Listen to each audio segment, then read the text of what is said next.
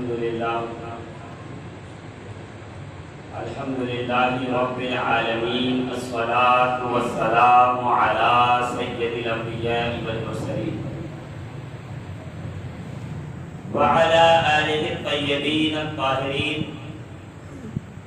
خصوصا على جميع أصحابه الأجمعين، أما بعد، فأعوذ بالله من الشيطان الرجيم، بسم الله الرحمن الرحيم، قل لا أسألكم عليه أجرا إلا المودة في القربى. وقال الله تبارك وتعالى في مقام آخر: قل تعالوا ندعو أبناءنا وأبناءكم ونساءنا ونساءكم وأنفسنا وأنفسكم ثم نبتهل فنجعل لعنة الله على الكاذبين. وقال النبي صلى الله تعالى عليه وسلم: أدبوا أولادكم على ثلاث خصال: حب نبيكم، حب أهل بيته، وقراءة القرآن. آمنت بالله صدق الله العظيم وصدق رسوله النبي الأمين المكين المتين الكريم، ونحن على ذلك من الشاهدين والشاكرين، والحمد لله رب العالمين. لي خمسة أطفي بها حر الوباء الحاتمة: المصطفى والمرتضى وابناهما والفاطمة. ما بعدهم من نسلهم قد جاءني من قبلهم العابد والباقر والصادق والقاسم، ثم الرضا ثم التقي ثم النقي ثم عسكري ثم مهدي هاديا حضرت امام الخاتمہ. نادر علی مظہر العجائب تجده عونا لك في النوائب، كل هم وغم سينجلي بولایتک یا علی یا علی یا علی. الہی بحق بنی فاطمہ کہ بر قول ایما کنم خاتمہ، گر دعوتم زد کنی بر قبول، منو دست دامان آل رسول. آئیے سب سے پہلے ہم اور آپ مل کر حضور سید عالم شفیع معظم رحمت دو عالم حسنین کے نانا جناب فاطمہ زہرا کے بابا، ہم سب کے آقا و مولا جناب محمد رسول اللہ صلی اللہ تعالی علیہ وآلہ وبارک وسلم کی بارگاہ محرار میں درود و سلام کا نذرانہ پیش کریں. پڑھیں اللہم صلی علی سیدنا و مولانا محمد وعلی آل محمد وبارک وسلم. صلاۃ و سلام علیک یا سیدی یا مکی یا مدنی یا عربی یا قرشی یا رسول اللہ صلی اللہ تعالی علیہ وآلہ وبارک وسلم. عزیزان محترم، آج کے اس اجلاس اور اس پروگرام کا عنوان ذکر شہدائے کربلا. سیدنا امام حسین علی جدہ و علیہ الصلاۃ و تسلیم اور ان کے رفقا اعوان و انصار. کربلا تاریخ انسانی کا ایک ایسا روشن باب ہے کہ جس نے کربلا کو پڑھا وہ کسی بھی مذہب سے تعلق رکھنے والا ہو، کسی ملک سے تعلق رکھنے والا ہو، ہم نے دیکھا ہے کہ وہ اپنی جبین عقیدت کو امام حسین کے سامنے جھکاتا ہوا نظر آتا ہے. میرے پاس صرف اگر غیر مسلموں کے اقوال سناؤں کہ وہ جو اسلام کے حصن میں، اسلام کی چار دیواری میں، پناہ گاہ میں داخل تو نہیں ہوئے، مگر انہوں نے دور سے امام حسین کو دیکھا. دیکھیے، میں بہت احتیاط سے جملہ عرض کر رہا ہوں کہ دور سے دیکھا، اس لیے کہ جو قریب سے دیکھتا ہے حسین کو پھر وہ کفر کے دلدل میں نہیں رہتا، وہ حر بن جاتا ہے۔ جو حسین کو قریب سے دیکھ لیتا ہے پھر عالم یہ ہوتا ہے کہ اگر وہ اپنے دیر میں بھی بیٹھا ہو تو سر حسین کو دیکھ کر قدموں میں آتا ہے اور حسین کے سر کو دیکھ کر اسلام کی چہار دیواری میں داخل ہو جاتا ہے۔ جو حسین کو قریب سے دیکھ لیتا ہے وہ کوفے کے بازار میں بھی ہو تو اپنی صلیب کو توڑ کے لا الہ الا اللہ محمد رسول اللہ کہتے ہوئے اسلام کے دامن میں داخل ہو۔ جن لوگوں نے دور سے دیکھا، صرف حسین کو پڑھا، صرف حسین کی تاریخ، آپ کے صبر، آپ کی استقامت، آپ کی فکر، آپ کے جذبے اور باطل کے سامنے سینہ سپر ہو جانے کی جرأت کو جس نے پڑھا وہ پکار کے یہ کہہ اٹھا کہ حسین جیسی جرأت فرش سے لے کے عرش تک کہیں دیکھنے کو نہیں ملی۔ جس کی مثال اگر میں لے لوں تو بھی ماضی قریب کا ایک بہت بڑا مفکر گزرا ہے، نیلسن منڈیلا، ساؤتھ افریقہ کی سرزمین کا، جو حریت اور آزادی اور انقلاب کے لیے جانا جاتا ہے۔ جس نے نیلسن منڈیلا کو نہیں سنا وہ یہاں سے جانے کے بعد گوگل کر کے ضرور دیکھ لے کہ نیلسن منڈیلا کون تھا۔ نیلسن منڈیلا وہ ہے کہ جب میں نے تمام جد و جہد و کوشش کے بعد یہ جان لیا کہ اب ہار میرا مقدر بن چکی ہے اور مجھے فتح نہیں ملے گی اور حکومت کے ظالم و جابر پنجوں کے سامنے مجھے اپنا سر جھکانا پڑے گا، تو اس نے کہا میں نے سارے ڈاکیومنٹ جو ہے فائلنگ کر لیے اور یہ ارادہ کیا کہ کل میں حکومت کے سامنے سرنڈر ہو جاؤں گا۔ اور جب میں رات کو سویا تو مجھے خواب میں اس زمین کو دکھایا گیا جسے زمین کربلا کہتے ہیں۔ اور جب میں نے زمین کربلا کو دیکھا تو نیند کھل گئی اور میں اپنے ذہن کو دوڑایا کہ تاریخ میں ایک شخص وہ گزرا ہے جو لاکھوں اور کروڑوں فوج کے سامنے، یہ جملہ میں ضائع نہ کیجیے گا، اس لیے کہ بھلے میدان کربلا میں 22,000 آئے تھے مگر یزید کی حکومت 3 بر اعظم پہ تھی۔ 3 بر اعظم کا اکیلا بادشاہ یزید کہلاتا تھا۔ 3 کانٹیننٹل میں جس کا فرمان، جس کی حکومت جاری و ساری تھی، اس کے مقابلے میں امام حسین 72 رفقا اور 17 اہل بیت کے سامنے ڈٹ کر کھڑے ہو گئے اور یہ کہہ دیا کہ حق باطل کا قد نہیں دیکھا کرتا ہے، حق اپنا ارادہ دیکھا کرتا ہے، حق اپنی استقامت دیکھا کرتا ہے۔ جب یہ میں نے سوچا کہ جب 72 ہو کر لاکھوں اور کروڑوں کے سامنے کھڑے ہو سکتے ہیں تو میں تو پھر بھی ایک تحریک کو، ایک فروغ کو لے کے ساتھ میں چلا ہوں، میں ایک فکر کو لے کے چلا ہوں۔ کہ میں نے تمام فائل جلا دی اور پھر سے محنت شروع کی اور 7 سال کے اندر اندر میں نے حریت اور آزادی کی اس دہلیز کو چوما ہے جو نہ میں نے سوچا تھا اور نہ افریقہ کے رہنے والے مزاج اور کالے لوگوں نے سوچا۔ یہ نیلسن منڈیلا کا کہنا ہے۔ گرو نانک کے اقوال الگ ہیں، جارج ریچرڈسن کے اقوال الگ ہیں جی، پروفیسر RSS نائک کے اقوال الگ ہیں، موہن داس کرم چندر گاندھی کے قول امام حسین کے بارے میں الگ ہے۔ جس نے امام حسین کو جہاں پڑھا میں نے دیکھا ہے کہ اس نے جبین عقیدت امام حسین کے سامنے جھکائی۔ ہم تو مسلمان ہیں نا۔ اچھا، اسی نظریے میں اور اسی بیک گراؤنڈ میں شاید شاعر نے پھر یہ کہا کہ انسان کو بیدار تو ہو لینے دو، اب قوم پکارے گی ہمارے ہیں حسین۔ حسین جیسا رہبر و رہنما کائنات عالم میں نہیں مل سکتا۔ اور یہ نہ سوچئے گا کہ واقعہ 1400 سال پہلے ہے، واٹ وی کین ڈو، ہم کیا کر سکتے ہیں اتنے دنوں کے بعد؟ ہم تو 2022 میں ہیں اور وہ 650 سے جو ہے وہ عیسوی کے اندر ہو چکا ہے، وہ 60 صدی ہجری میں ہوا ہے، 1444 میں زندگی گزار رہے ہیں۔ تو گھبرائیے گا نہیں، علامہ ابن جوزی زاد المتقین کے اندر فرما رہے ہیں، روضۃ الواعدین کے اندر فرما رہے ہیں کہ ایک بادشاہ ہے اور اس نے جب اپنا فوج دیکھا اور اپنی جو ہے وہ تیاری دیکھی، اپنے گھوڑے، اپنے ہاتھی، اپنے فوجی، اپنی تلوار، اپنی زرہ اور سارا ساز و سامان دیکھا کہ اچانک وہ تڑپتا ہوا زمین پہ گرا۔ اسے مصاحبوں نے اٹھا کے جو ہے وہ لے جا کر کے طبیبوں کو دکھایا اور طبیبوں کو دکھانے کے بعد ایسا ہوا کہ اسی حالت میں اس کی موت نہ ہوئی۔ خواب میں بغداد کے ایک متقی پرہیزگار شخص نے دیکھا کہ وہ جنت کی وادیوں میں ٹہل رہا ہے، جنت کی وادیوں میں سفر کر رہا ہے۔ اس کو پوچھا گیا تو بادشاہ تھا، اور بادشاہ کا حال یہ ہوتا ہے کسی کی زمین رہ گئی، کسی کی جائیداد رہ گئی، کسی کی دکان رہ گیا، کسی کا لینا رہ گیا، کسی کا دینا رہ گیا، تو آخر تجھے جنت اتنی جلدی کیسے مل گئی؟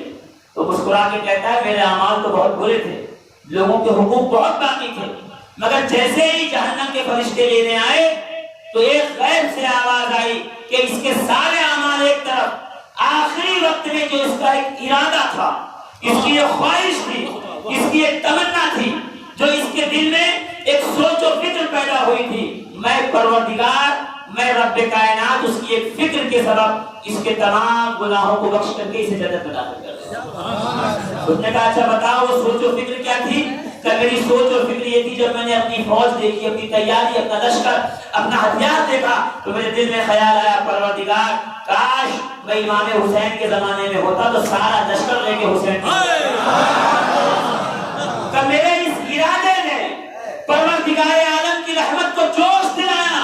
اللہ نے فرمایا جس نے حسین کی مدد کا صرف ارادہ کر لیا میں رب ہو کر کے اس کی بخشش کا پروانہ سنا دیتا۔ تو گھبرائیے نہیں، 2022 میں آپ ہیں، آج بھی ارادہ کر لیں، کاش اس دور میں ہوتے تو یزید کے سامنے کھڑے ہو جاتے، دشمنان آل محمد کے سامنے سینہ سپر ہو جاتے۔ اللہ رب العزت کی قسم ہے اسی زمانے میں بیٹھے ہوئے آپ کے کربلا والوں کے ساتھ شامل ہونے کا ثواب ہے۔ اللہ حسن نیت کر لوگوں کی بخشش فرما دیتے ہیں۔ تو حسین ایک اللہ کی بہت بڑی نعمت کا نام ہے۔ یہ میں نے صرف اور صرف تعارف امام حسین کا جو ہے وہ آپ کو دورانی میں خطاب نہیں شروع کیا، اس لیے کہ پروردگار عالم قرآن مقدس میں ارشاد فرما رہا ہے قل لا اسألکم علیہ اجرا الا المودۃ فی القربى۔ اے محبوب فرما دیجیے، سنیے گا تھوڑی دیر، قل اے محبوب کہہ دیجیے، قل فعل امر ہے اور قل کا لفظ جہاں بھی آتا ہے وہ حکم کے لیے آتا ہے، اس لیے کہ میری نگاہوں کے سامنے علماء کافی ہیں، اس لیے میں دو جملے بول کر پھر میں تقریر کے اوپر آ جاؤں۔ قل اے محبوب کہہ دیجیے، اگر میں یہ بحث کروں کہ شرع جامع لائیے اور میں اس کی روشنی میں بات کروں کہ فعل امر آئے تو اس کے بعد جملے اوپر کیا حکم مرتب ہوتا ہے، اتنی بحث کرنے کی ضرورت ہے، بس اتنا سن لیجیے، جب قل آتا ہے اس کے بعد والے جملے پہ عمل کرنا کیا ہے۔ مثال دے دو قرآن سے، بسم اللہ الرحمن الرحیم، قل هو اللہ احد، کہہ دیجیے وہ اللہ ایک ہے۔ قل کہہ دیجیے، یہ ہے حکم، اب اس کا اثر کیا ہوگا؟ هو اللہ احد، اللہ ایک ہے۔ تو قل کا یہ جو جملے کے شروع میں آیا تو قل کا تقاضا یہ ہے کہ جو قل کے نیچے جملہ آئے گا اس پہ عمل کرنا واجب ہے۔ قل هو اللہ احد، اللہ کے ایک ہونے پہ عقیدہ رکھنا فرض ہے۔ اب آئیے اس قل کو دیکھتے ہیں، قل لا اسألکم علیہ اجرا الا المودۃ فی القربى، اے محبوب فرما دیجئے کہ میں آپ سے نبوت کے پہنچانے کے بدلے میں کچھ نہیں مانگتا، اگر دینا چاہتے ہو تو فقط ایک کام کرو، میرے قرابت داروں سے، میرے اہل بیت سے محبت اختیار کرو۔ یعنی هو اللہ احد، اللہ کے ایک ہونے پر پختہ یقین رکھنا، یہ اگر واجب و فرض ہے تو اہل بیت اطہار سے محبت کرنا بھی قرآن کی روشنی سے فرض ہے۔ کہہ دیجئے صحابہ کرام علیہم الرضوان رسول خدا علیہ تحیت و ثنا کی بارگاہ میں حاضر ہوئے، اور کیسے آئے غور کیجئے گا، ایک گٹھری میں آٹا، جو، کھجور، شہد، درہم و دینار، سرکار آپ صبح سے شام تک ایک ایک آدمی کو پکڑ کر مین ٹو مین ٹارگیٹ کرتے ہیں اور دین کی دعوت دیتے ہیں، قرآن پڑھ کے سناتے ہیں، کلمہ بتاتے ہیں، ان کو اندھیرے سے اجالے کی طرف لاتے ہیں، ضلالت سے ان کو جو ہے وہ نیکی کی طرف لاتے ہیں، گمراہی سے نکال کے راہ راست پہ لاتے ہیں، صراط مستقیم پہ لاتے ہیں۔ تو فقط ایک یا رسول اللہ یہ ہدیہ ہماری طرف سے قبول کیجیے کہ گھر میں چولہا جلنے کے لیے کچھ اسباب تو ہونے چاہیے، تو سرکار یہ لیجیے، آپ کے گھر میں چولہا جو جلے گا، آپ کے گھر میں فاقے ہوتے ہیں، بھوکے رہتے ہیں، شہزادے شہزادگان، آپ کی ازواج مطہرات، تو آپ یہ لے لیجیے اور اس سے آپ کے گھر کا خرچ چلے گا۔ ابھی رسول اسے ہاتھ لگاتے یا سرکار کوئی جملہ کہتے یا سرکار کوئی بات فرماتے، فوراً سے پیش کر جبریل امین بارگاہ رسالت میں آ گئے، کیا کہا؟ اعوذ باللہ من الشیطان الرجیم، قل لا اسألکم علیہ اجرا، صحابہ شکریہ تمہارا کہ تم نے اتنی محبتوں کا اظہار کیا اور یہ سارا مال لا کے رکھا کہ اسے استعمال کیا جائے تاکہ میں دین کا کام فری ہو کر کے کر سکوں، وداؤٹ ٹینشن کر سکوں، بغیر کسی معاملے کے کر سکوں، تمہارا بہت شکریہ، مگر رب یہ نہیں چاہتا کہ میں اس کارے نبوت کے بدلے، نبوت اور رسالت کی ڈیوٹی کے بدلے تم سے درہم و دینار، جو، کھجور یا تم سے شہد لوں، نہیں، پھر اللہ یہ چاہتا ہے کہ ان سب کے بدلے میں تم اگر دینا چاہتے ہو تو بس ایک کام کرو، میرے حسن و حسین سے محبت کرو، میری فاطمہ بیٹی سے محبت کرو، میرے داماد علی سے محبت کرو، میرے اہل بیت، میرے قرابت داروں سے محبت کرو۔ نعرہ تکبیر، اللہ اکبر، نعرہ رسالت، یا رسول اللہ، محبان اہل بیت زندہ باد، محبان اہل بیت زندہ باد، دشمن اہل بیت زندہ باد، دشمن اہل بیت زندہ باد، عزیزان ملت اسلام، دو لمحے کا فکر اس لیے دلا رہا ہوں کہ آیت کا ترجمہ اور ترجمانی ہو جائے۔ کیا کہا؟ رسالت کے کاموں کے بدلے جو علماء یہاں اتنے بیٹھے ہیں، ان سے آپ جب چاہے وقت ملے آپ ان سے پوچھ لیجیے کہ اے علماء ذوی الاحترام، ذرا یہ بتائیں کہ اگر کسی استاذ نے مجھے الف با تا سا یہ 26 حروف تہجی ہیں، اگر وہ مجھے پڑھا دیے، صرف حروف تہجی الف سے لے کے یاد، تو اگر اس کے اس خدمت، اس احسان کا بدلہ میں چکانا چاہوں تو کیسے چکاؤں؟ الف سے لے کے یا تک پڑھایا، نہ یہ سند قرآن پڑھایا، نہ عامہ پارا پڑھایا، نہ پنسورہ پڑھایا، نہ قرآن کی آیتیں، صرف الف سے لے کے یا تک حروف کی پہچان کروا دی۔ اب یہ بتائیے کہ میں اس کے اس احسان کا بدلہ کیسے اتاروں؟ تو علماء فرمائیں گے پوری زندگی، پوری حیات جب تک تو زندہ رہے، اگر ان کی جوتیاں سیدھی کرتا رہے اور وضو کا لوٹا بھرتا رہے گا تو اس احسان کا بدلہ نہیں چکایا جا سکتا جو تجھے انہوں نے قرآن کے حروف تہجی پڑھائے اور اس کا تجھے پہچان کرنا۔ قرآن کے حروف تہجی پڑھانے والے کے احسان کا بدلہ 100 سال خدمت کر کے بھی نہیں چکایا جا سکتا۔ تو جب ایک استاذ کے ایک وقت پڑھانے کا اتنا بڑا کمال ہے تو وہ رسول جس نے الحمد کی الف سے لے کے والناس کی سین تک بتایا، سمجھایا، پڑھایا، تزکیہ نفس کیا، دوزخ سے نکالا، جنت کی طرف لایا، ہمیں نیک انسان بنایا، جانوروں کی زندگی سے نکال کر انسانوں کی زندگی میں ڈالا، ہمیں ہمارے حقوق دیے، دنیا میں سر بلند کیا، سب سے بہتر کتاب دی، سب سے اعلیٰ کتاب دی، سب سے اچھا گھرانہ دیا، سب سے اچھے لوگ دیے، کائنات میں پہچان دی، ایز اے مسلم لوگوں میں ہماری رسپیکٹ کروائی، ہمیں کائنات عالم میں سر بلند کیا۔ اب بتائیے جو رسول اتنا سب کچھ دے اس کے احسان کا بدلہ کیا ہوگا؟ اس کے احسان کے بدلے میں کیا دیا جائے؟ استاد ایک ورق پڑھائے، پوری زندگی آپ مل کر کے چاہیں تو اس کے اس ایک وقت پڑھانے کا بدلہ نہیں دے سکتے۔ رسول نے تو پوری کایا بدل دی، زندگی کو ایک دوراہے سے نکال کے ایک راستے پہ لے آئے، صراط مستقیم پہ گامزن کیا۔ کہ اس کا بدلہ کیا ہو سکتا ہے؟ کہ کائنات مل کر بھی اگر چاہے انسان، جنات، فرشتے تو رسول کے اس احسان کا بدلہ نہیں اتار سکتے۔ ہاں اگر تم چاہتے ہو کہ اس کا بدلہ دے سکو تو بس ایک کام کرو، کیا؟ کہ میرے حبیب کے اہل بیت سے محبت کرو۔ پوری دنیا میں اس کا بدلہ نہیں ہو سکتی مگر حسین کی محبت رسالت کا بدلہ ہوگی، حسن کی محبت رسالت کا بدلہ ہوگی، علی اور زہرا کی محبت رسالت کا بدلہ بن جائے۔ نعرہ حیدری، یا علی، یا علی، نعرہ حیدری، یا علی، لبیک یا حسین، لبیک یا حسین، لبیک یا حسین، لبیک یا حسین۔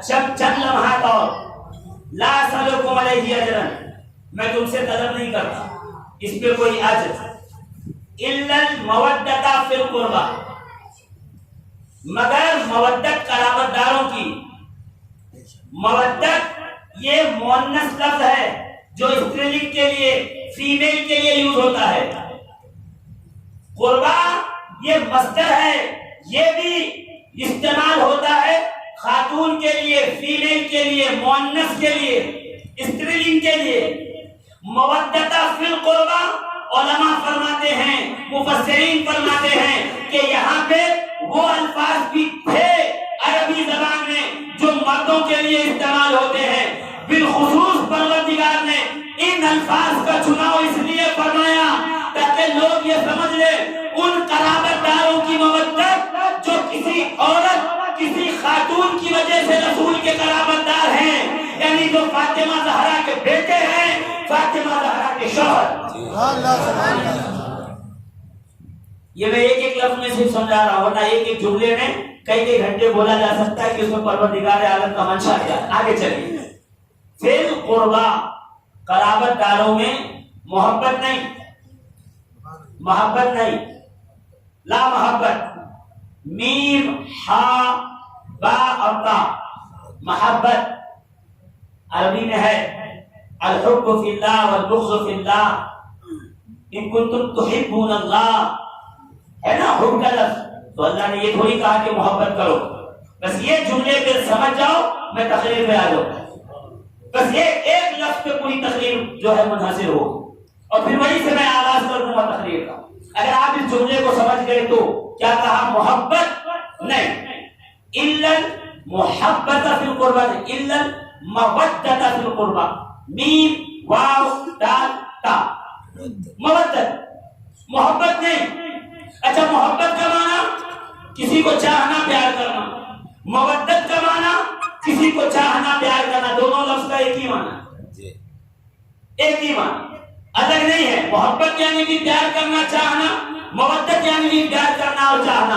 امام راغب اصفہانی کہتے ہیں ایسا نہیں ہے، یہ تو اہل لغت کی رائے ہے. اہل دل سے پوچھو تو وہ بتائیں گے محبت کا معنی الگ ہے اور مودت کا معنی الگ ہے. محبت کا معنی الگ ہے، مودت کا معنی الگ. محبت جس سے پیار کیا جائے. آپ پیار کس سے کرتے ہیں؟ اپنی گھڑی سے، اپنے کپڑے سے، اپنے رومال سے، اپنے جوتے سے، اپنی گاڑی سے. کوئی اسکریچ مار دے آپ کی گاڑی پہ، آپ گاڑی سے نکل کے قلم مضبوط ہے تو قلم پکڑ دیں، نہیں مضبوط ہے تو کچھ بات سنا کے چھوڑ دیں، ہے کہ نہیں؟ آپ اپنے بچے سے پیار کرتے ہیں، آپ اپنی چیزوں سے پیار کرتے ہیں. کوئی اٹھا کے لے کے چلا جائے، آپ اس کا پیچھا اٹھا لیں گے نہیں، جب تک واپس نہیں کرو گے ہم جو ہے وہ آپ کو جو ہے وہ پیچھا نہیں چھوڑیں گے. ہے نا محبت؟ محبت ہر شے سے ہوتی ہے. محبت ہوتی کیسے ہے؟ محبت شروع ہوتی ہے ایک چائے کی پیالی سے. ختم کہاں ہوتی ہے؟ 50,000 روپے ادھار لے لیجیے، 6 مہینے کا وعدہ کیجیے، 7 مہینے نہ دیجیے، محبت ختم. آپ دونوں حضرات پولیس اسٹیشن میں حساب بیٹھے ہوئے ہیں، تشریف لائیے یہاں پہ. اب آپ جو ہے وہ لین دین کر کے ہم نے آزما لیا، آپ اس قابل نہیں ہیں کہ آپ سے تعلقات رکھے جائیں. اب آپ تشریف لائیے اور جلدی سے ہمارا پیسہ لیں. بھائی آپ محبت کرتے تھے کہ نہیں؟ محبت ہے بس کھانے پینے تک محبت، دعوت تک محبت. اب اس کے آگے محبت نہیں ہوگی، لین دین میں محبت نہیں. بھائی اپنی گاڑی دے دو، 1 دن 2 دن 3 دن 4 دن 5 دن 6 دن کہہ دیا بھائی مجھ سے دوستی رکھو، چیزوں سے. محبت کی ایک سرٹن لمٹ ہوتی ہے، اس کے بعد محبت ختم ہو جاتی ہے. مودت کس کو کہتے ہیں؟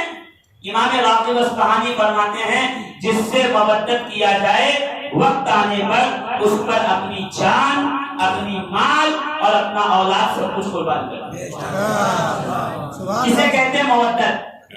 محبت کسی کو چاہنا جس کی ایک لمٹ ہوتی ہے، جس کے ایک حدود ہوتے ہیں، جس کے لیے ایک کرائٹیریا ہوتا ہے. مودت کا اس کے لیے حدود نہیں ہوتے، اس کے لیے کرائٹیریا نہیں ہوتا، اس کے لیے لمیٹیشن نہیں ہوتا. تم محبت کرتے جاؤ گے، ایک وقت آئے گا ختم ہو جائے گی. مودت کا محبت جب جنون میں بدل جائے، عشق کا رنگ اختیار کر لے، محبت میں مال لٹایا جاتا ہے، اولاد بچا لی جاتی ہے. مودت میں وقت آنے پہ مال بھی لٹایا جاتا ہے، جان بھی لٹائی جاتی ہے، اولاد بھی قربان کی جاتی ہے. تو نبی کے قرابت داروں سے محبت نہیں کرنی ہے کہ ایک درم آپ نے شربت بنا لیا، 2 ڈیگ کھچڑا بنا لیا اور یا حسین کہہ دیے اور محرم کے دنوں میں ذکر کر لیا، بات ختم نہیں۔ اہل بیت سے محبت کا مطلب یہ ہے، اہل بیت سے مودت کا مطلب یہ ہے کہ وقت آنے پر ان پر اپنی جان، اپنا مال اور اپنی اولاد سب کچھ قربان کر دیا جائے۔ دیکھیے آپ آگے لفظ محبت اور مودت اگر آپ نے سمجھ لیا، اس سے زیادہ وقت نہیں ہے، ورنہ اگر اس کے فلسفہ سمجھاؤں کہ محبت و مودت کس کو کہتے ہیں تو بات بہت دور تک چلی جائے گی۔ صرف ایک جملے میں سمجھ لیجئے، محبت میں اپنا خیال رہتا ہے، محبت میں اپنا خیال رہتا ہے، مودت میں اپنا خیال نہیں رہتا، صرف یار کا خیال رہتا ہے۔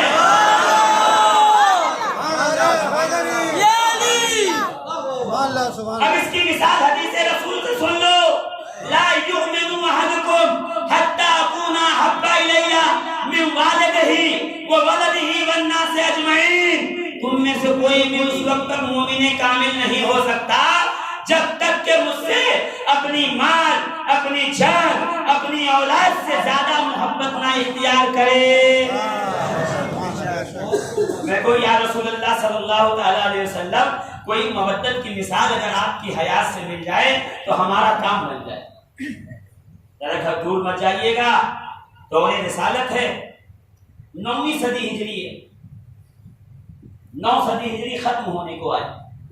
سرکار مسجد نبوی میں منبر پہ تشریف فرما، ایک طرف شہزادہ امام حسین تشریف فرما، ایک طرف رسول اللہ کے سگے بیٹے سیدنا ابراہیم ابن محمد رسول اللہ تشریف فرما۔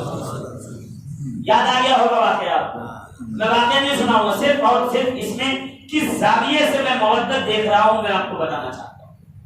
ایک طرف علی کے بیٹے تشریف فرما، اچھا علی کے بیٹے تو گھبرا نہ جائیے گا، اس لیے کہ رسول کا فرمان ہے، فرمان رسول سنیے، موجب طبرانی حدیث پاک موجود ہے، ٹھیک ہے؟ کیا حدیث پاک میرے آقا فرماتے ہیں ان اللہ تعالی جعل ذریۃ کل نبی فی صلبہ وجعل ذریتی فی صلب علی ابن ابی طالب، پروردگار نے ہر نبی کی نسل کو اس کے پشت میں رکھا، میری نسل کو علی ابن ابی کی پشت میں رکھا۔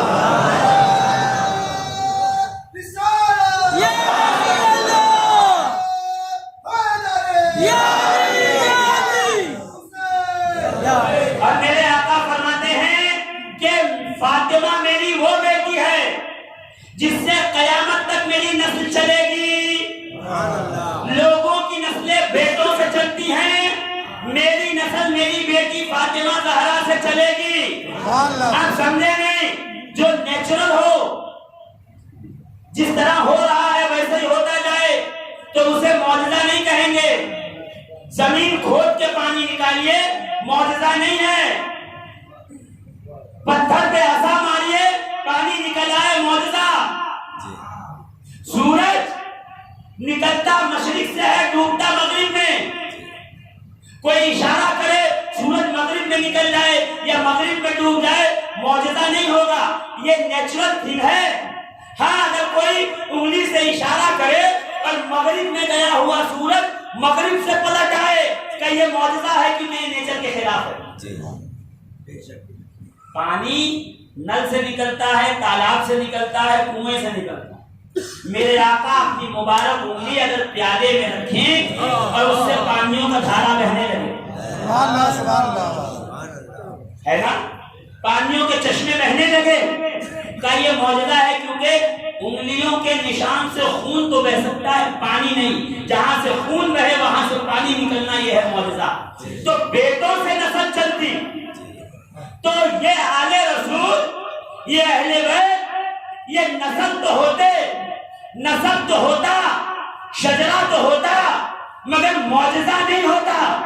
اور خدا چاہتا تھا میرے حبیب کا معجزہ حسین سے لے کر، حسن سے لے کر امام مہدی تک قائم رہے، اس لیے نسل بیٹے سے نہیں بلکہ بیٹی سے چلائی، کہ دنیا کی نسل بیٹے سے چلتی ہے، میرا معجزہ یہ ہے کہ میری نسل بیٹی فاطمہ زہرا سے چلے گی۔ تو اب غوث اعظم کا گنبد دکھائی دے تو ولی بعد میں ہیں، غوث بعد میں ہیں، قطب بعد میں ہیں، فرد بعد میں ہیں، مردے بعد میں زندہ کرتے ہیں، روٹیاں لوگوں کو بعد میں کھلاتے ہیں، علی فاضل بعد میں ہیں، مصطفیٰ کریم کا معجزہ پہلے ہے۔ معین الدین چشتی کون ہے؟ مصطفیٰ جان رحمت کا معجزہ۔ صابر کریر کون ہے؟ میرے آقا کا معجزہ۔ مخدوم اشرف کون ہے؟ میرے آقا کا معجزہ۔ سرکار شاہ برکت اللہ کون ہے؟ میرے آقا کا معجزہ۔ سرکار سید محمد تاج الدین کون ہے؟ میرے آقا کا معجزہ۔ سرکار وارث پاک اشرف العالمین کون ہے؟ میرے آقا کا معجزہ۔ تو یہ جو سادات ہے نا، یہ ہے مصطفیٰ کا معجزہ جو قیامت تک چلتا رہے گا۔ میں یہی تو سمجھاتا ہوں کہ اگر یہ صرف نسل ہوتی تو جھگڑا کر لیتے، یہ معجزہ ہے جو نبی کے معجزے سے ٹکرایا برباد ہوا۔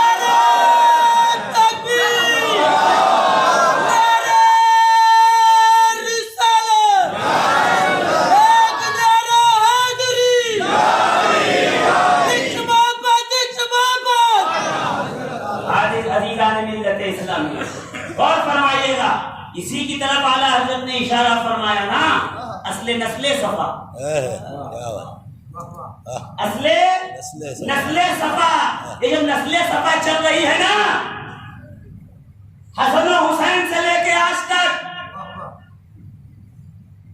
اب وہ کیا ہے کہ ادھر کھانے والے ہیں اور ادھر ممرہ والے ہیں، ادھر علماء بیٹھے ہیں مگر کچھ چہرے نئے ہیں، اس لیے میں اس کو پڑھ دوں تاکہ اصل نسل صفا کی وضاحت ہو جائے۔ اصل نسل صفا کیا ہے؟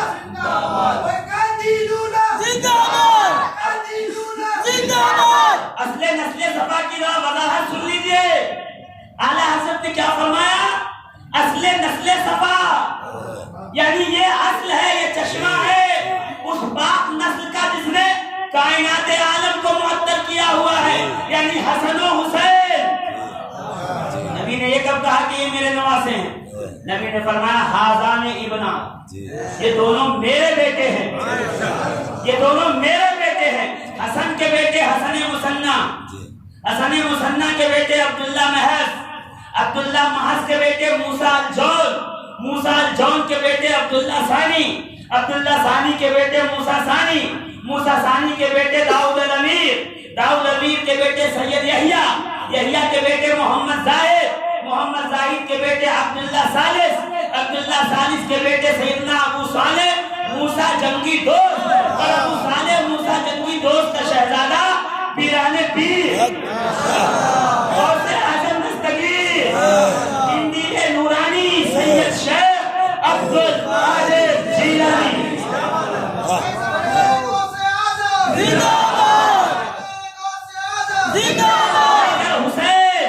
حسین کے شہزادے سیدنا زین العابدین سید سجاد، سید سجاد کے بیٹے محمد باقر، محمد باقر کے بیٹے جعفر صادق، جعفر صادق کے بیٹے موسی کاظم، موسی کاظم کا بیٹا محمد ابراہیم، محمد ابراہیم کے بیٹے سید محمد، محمد کے بیٹے محمود، محمود کے بیٹے احمد، احمد کے بیٹے عبد الرحمن، عبد الرحمن کے بیٹے عبد الکریم، عبد الکریم کے بیٹے عبداللہ، عبداللہ کا شہزادہ سید سراج الدین، سراج الدین کا بیٹا سید غیاث الدین، غیاث الدین کا بیٹا حسن معین الدین چشتی اجمیری۔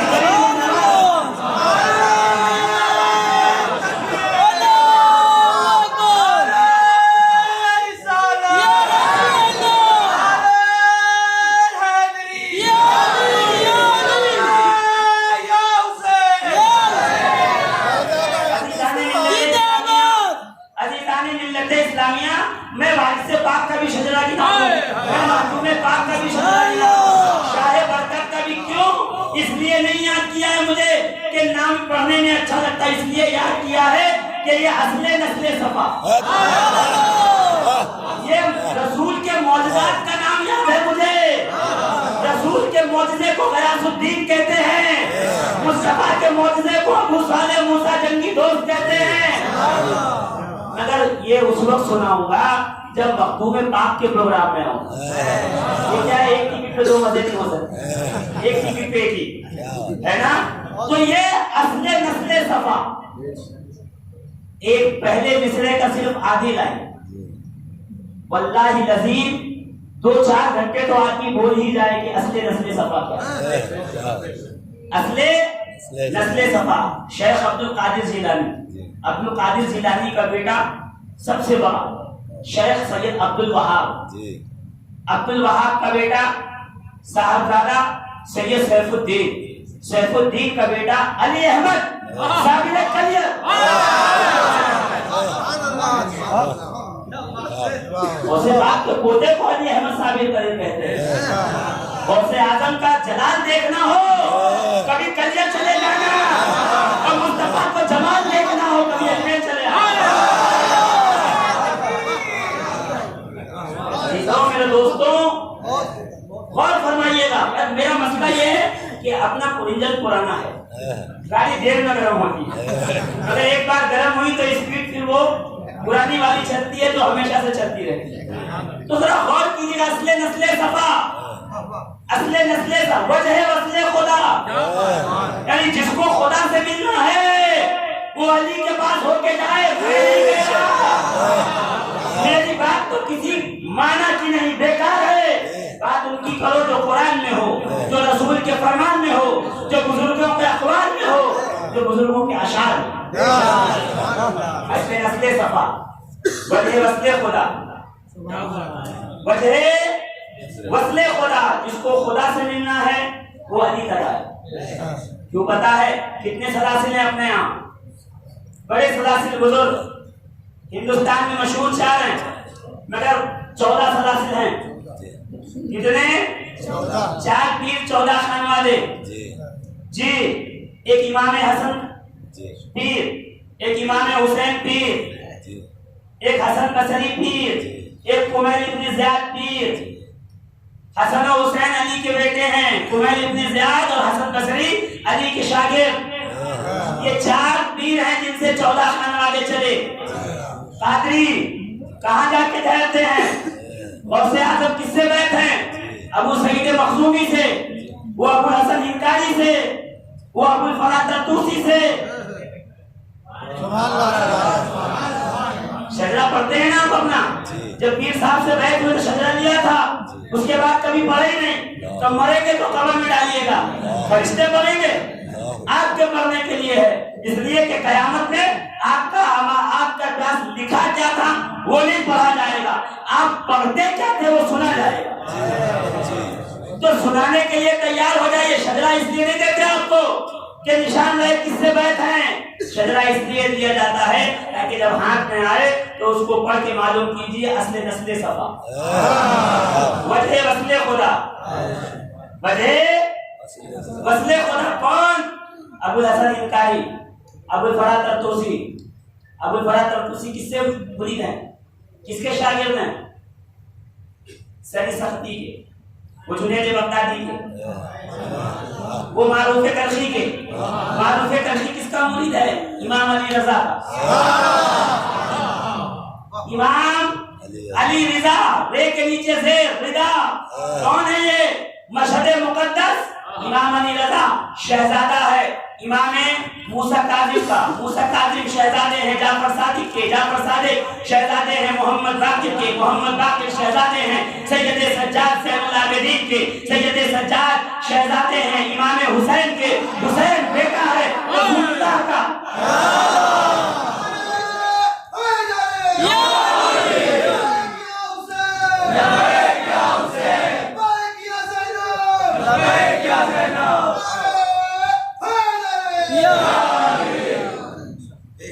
عزیزان محترم اور کیجئے گا امام علی رضا. کون امام علی رضا؟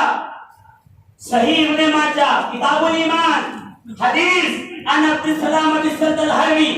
انہوں نے روایت کیا اپنے آقا علی رضا سے، انہوں نے موسیٰ کاظم سے، انہوں نے محمد باقر سے، انہوں نے جعفر صادق سے، انہوں نے محمد باقر سے، انہوں نے زین العابدین سے، اور انہوں نے امام حسین سے انہوں نے علی مرتضیٰ سے انہوں نے رسول اللہ سے. اب کیا کہتے ہیں لو قری ھذا الاسناد علی مجنون لبرآ. یہ نام پڑھ کر پاگل پہ دم کر دو تو پاگل پہ ٹھیک ہو جاتا ہے. اب عمران صاحب قبلہ دو قسم کے پاگل ہیں ہمارے معاشرے میں. ایک جو دماغ سے پاگل ہے بیچارہ, ایک جو دل سے پاگل ہو گیا ہے منافق. تو جو دماغ سے پاگل ہے اس کے سامنے پڑھو تو پاگل پن چلا جائے گا, جو دل سے پاگل ہے اس کے سامنے پڑھو تو وہ خود چلا جائے گا. دونوں بیماریاں دور کرنے کے لیے ایک ہی نسخہ ہے. یہ دعا پڑھتے ہوئے دعا نہیں, یہ نام. میں یہ سوچتا ہوں جن کے ناموں کی اتنی برکت ہے ان کی ذات کی برکت کا کیا حال ہوگا. امام علی رضا کے شاگردوں کو معروف تلخی کہتے ہیں. دیوار پھٹ رہی ہو, گھر کی دیوار پھٹ رہی ہو, اس پہ لکھ دو معروف تلخی, دیوار پھٹنا بند ہو جائے گی. آج بھی اثر یہ جوتیاں اٹھانے والے کے نام کا اثر ہے. جس کی جوتیاں اٹھاتا تھا اس جوتے والے کا اثر کیا ہوگا, ہے نا. اچھا یہ بیٹے موسی کاظم کے ہیں. کون موسی کاظم؟ جن کے جوتا اٹھانے والا ایک دن نجلہ کے کنارے بیٹھ کے گھر بنا رہا تھا. کیا کر رہے ہو کہ جنت میں بنا رہا ہوں, چاہیے خریدنا چاہتے ہیں. کیسے ٹائمز آف انڈیا نو بھارت اخبار میں پرچہ چھپتا ہے کس کو گھر چاہیے, اسی میں صرف مالہرا کے اندر ریرا کارڈ پہ ایریا ملے گا, رجسٹرڈ ہے تو میرا نمبر چیک کریں گے کہ میونسپل میں رجسٹر ہے یا نہیں ہے. تو آؤ ذرا اس کا بھی چیک کریں کہ جنت میں گھر بیچ رہا ہے تو کیا رجسٹریشن ہے. تو پکار کے کہے گا میں موسیٰ کاظم کا غلام ہوں اور ان کے نانا مالک ہیں جنت کے, اور انہوں نے کہا ہے تم دیتے جاؤ, قیامت میں جسے اشارہ کرو کہ میں نانا سے نہیں. علی جان ملت غور فرمائیے گا. میرے ساتھ تھوڑی دیر, زیادہ زحمت نہیں دوں گا آپ کو میں, بس مودت سمجھ میں آ جائے تو میں بات آگے جلدی سے بڑھا دوں کہ مودت کہتے کس کو ہیں, مودت کا معنی کیا ہے, مودت کے مفاہیم کیا ہیں. اہل بیت کو سمجھنا بہت مشکل ہے. دور سے دیکھیے گا حسین نظر آئیں گے, نزدیک جا کے دیکھیے گا تو حسین منی وانا من حسین.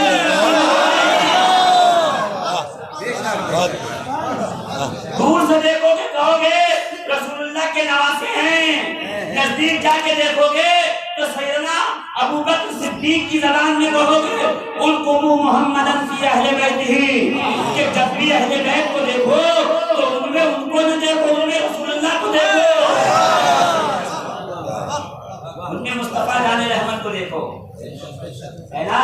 تو امام موسیٰ کاظم کس کے شاگرد ہیں, اپنے بابا کے جعفر صادق کے. وہ جعفر صادق جن کے قدموں میں 2 سال بیٹھے میرے امام اعظم ابو حنیفہ, تو کہتے ہیں لولا السنتان لہلک النعمان. اگر 2 سال وہاں نہیں بیٹھتا تو علم ہلاک کر دیتا. پتا چلا علم ہلاک کرتا ہے جب تک کہ آل محمد کے قدموں میں نہ آؤ.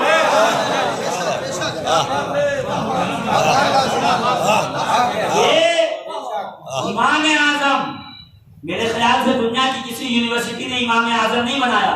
مفتی بنائے, محدث بنایا, فقیہ بنایا, علامہ بنایا, مقتدر بنایا, مصنف بنایا, امام اعظم نہیں بنایا. تو آواز آئے گی یونیورسٹی مفتی اور فقیہ بناتی ہے, سید جب بنانے پہ آتا ہے تو امام اعظم بناتا ہے, جنید بغدادی بناتا ہے, معروف کرشی بناتا ہے, شریف حدی بناتا ہے, بہلول دانا بناتا ہے, امام احمد رضا بناتا ہے.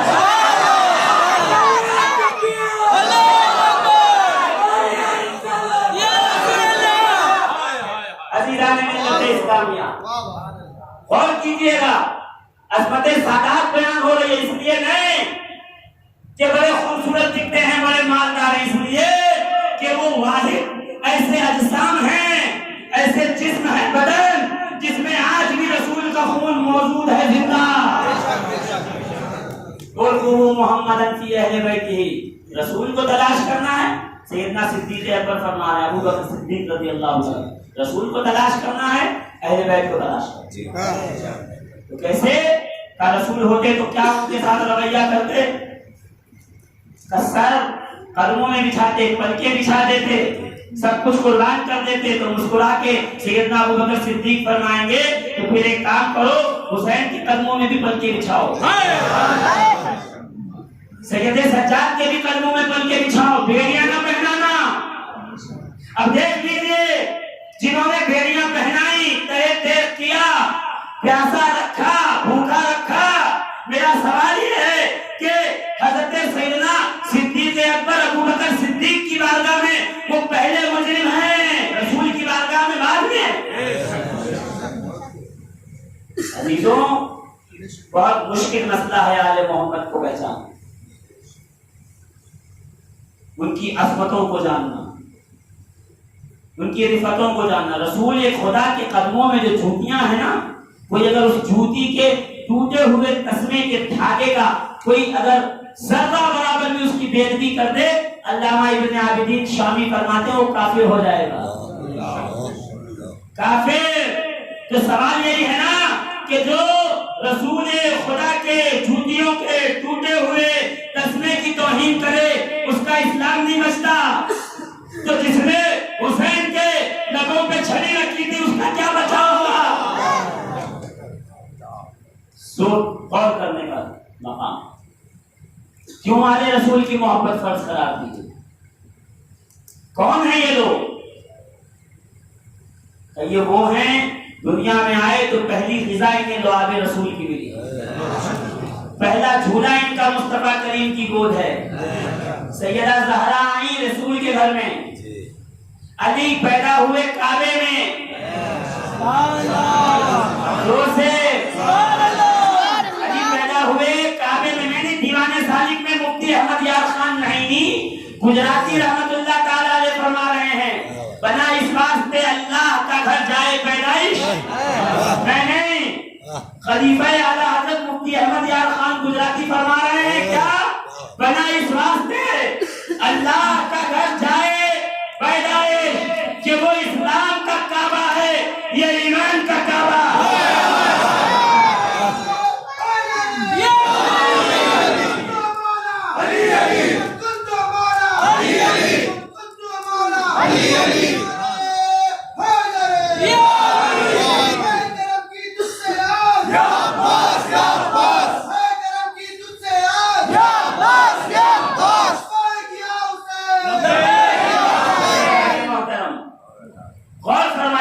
کون لوگ ہیں؟ یہ وہ ہیں جن کی زندگی میں کبھی نجاست اور ناپاکی بغل سے نہیں گزری۔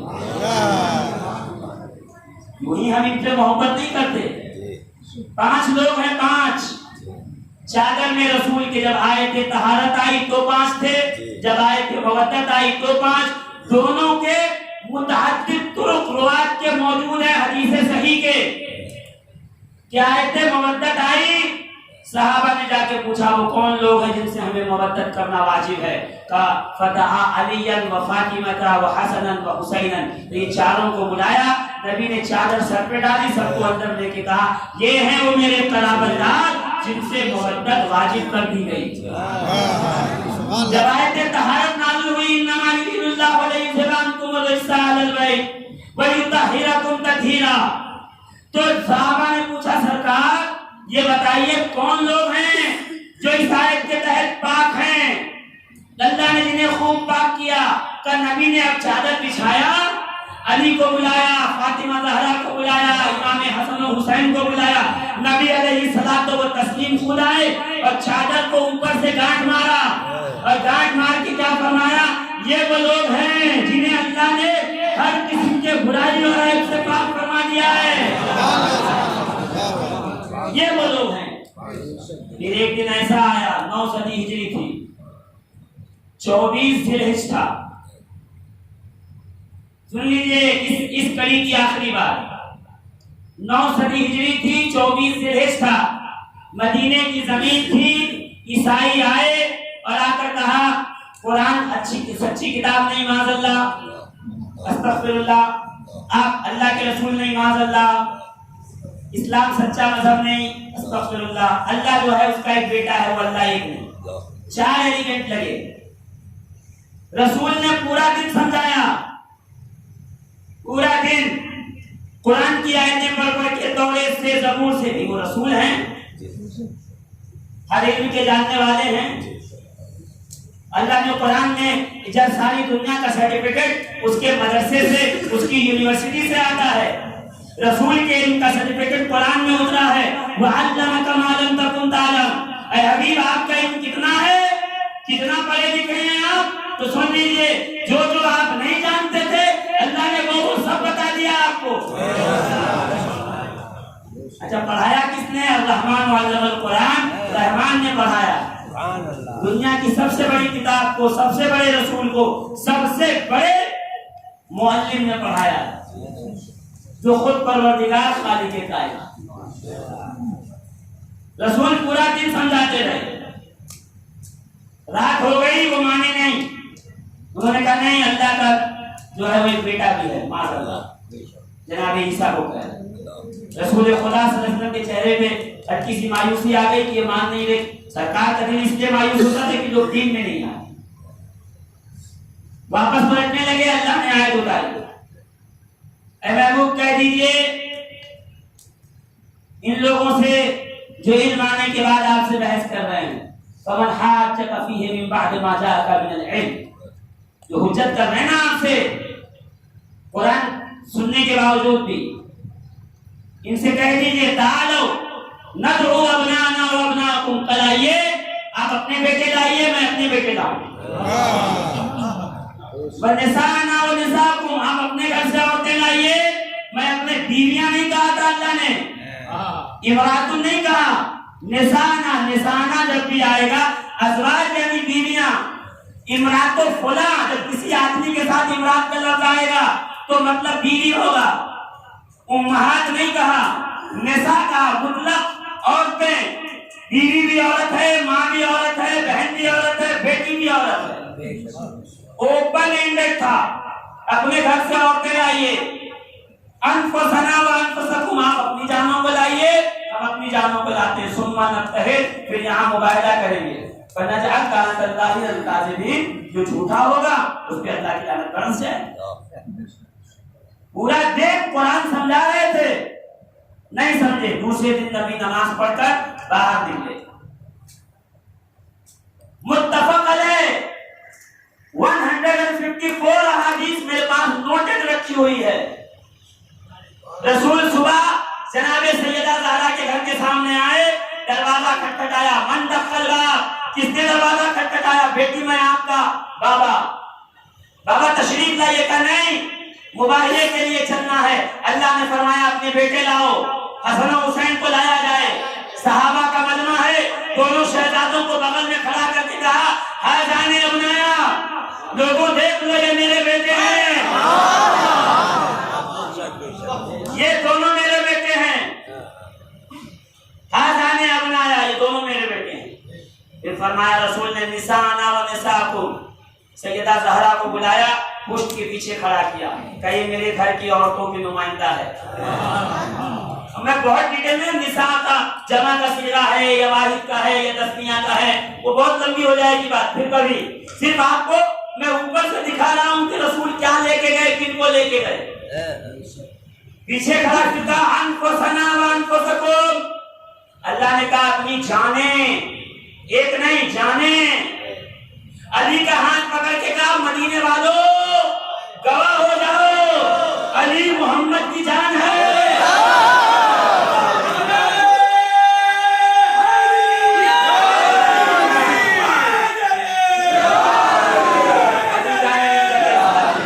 میری نظریں گھڑی پہ بھی ہیں اور آپ کے چہروں پہ بھی ہیں جی۔ 12 بجے کے بعد تقریر نہیں کرتا ہوں میں، جب چہرے پہ بجے تو جی، چہرے پہ نہ بجے، باقی جہاں بج رہا ہو بجنے دیجیے، بس میں بات سمیٹ رہا ہوں۔ کیا کہا؟ بیٹے لیے، گھر سے خاتون لیا، علی کو لے کے کہا یہ میری جان کی طرح ہے، اور رسول نکلے۔ کہ جیسے ہی سامنے پہنچے، نجران کے عیسائیوں میں جو سب سے بڑا پوپ تھا پاپا اعظم کا، سب سے بڑا عالم، گرو ان کا، اس نے دیکھا، دیکھ کے کہا ارے اگر ان سے مباہلہ کریں گے تو ہم کہیں کے نہیں بچیں گے، یہ تو ہمیں ختم کر دیں گے، یہ اگر ہاتھ اٹھائیں گے دعا کے لیے تو ہم کہیں کے نہیں بچیں گے، تباہ و برباد ہو جائیں گے۔ ان کی دعائیں بہت اثر انگیز، ان کے چہرے بتا رہے ہیں، غور کیجیے گا، چہرے بتا رہے ہیں۔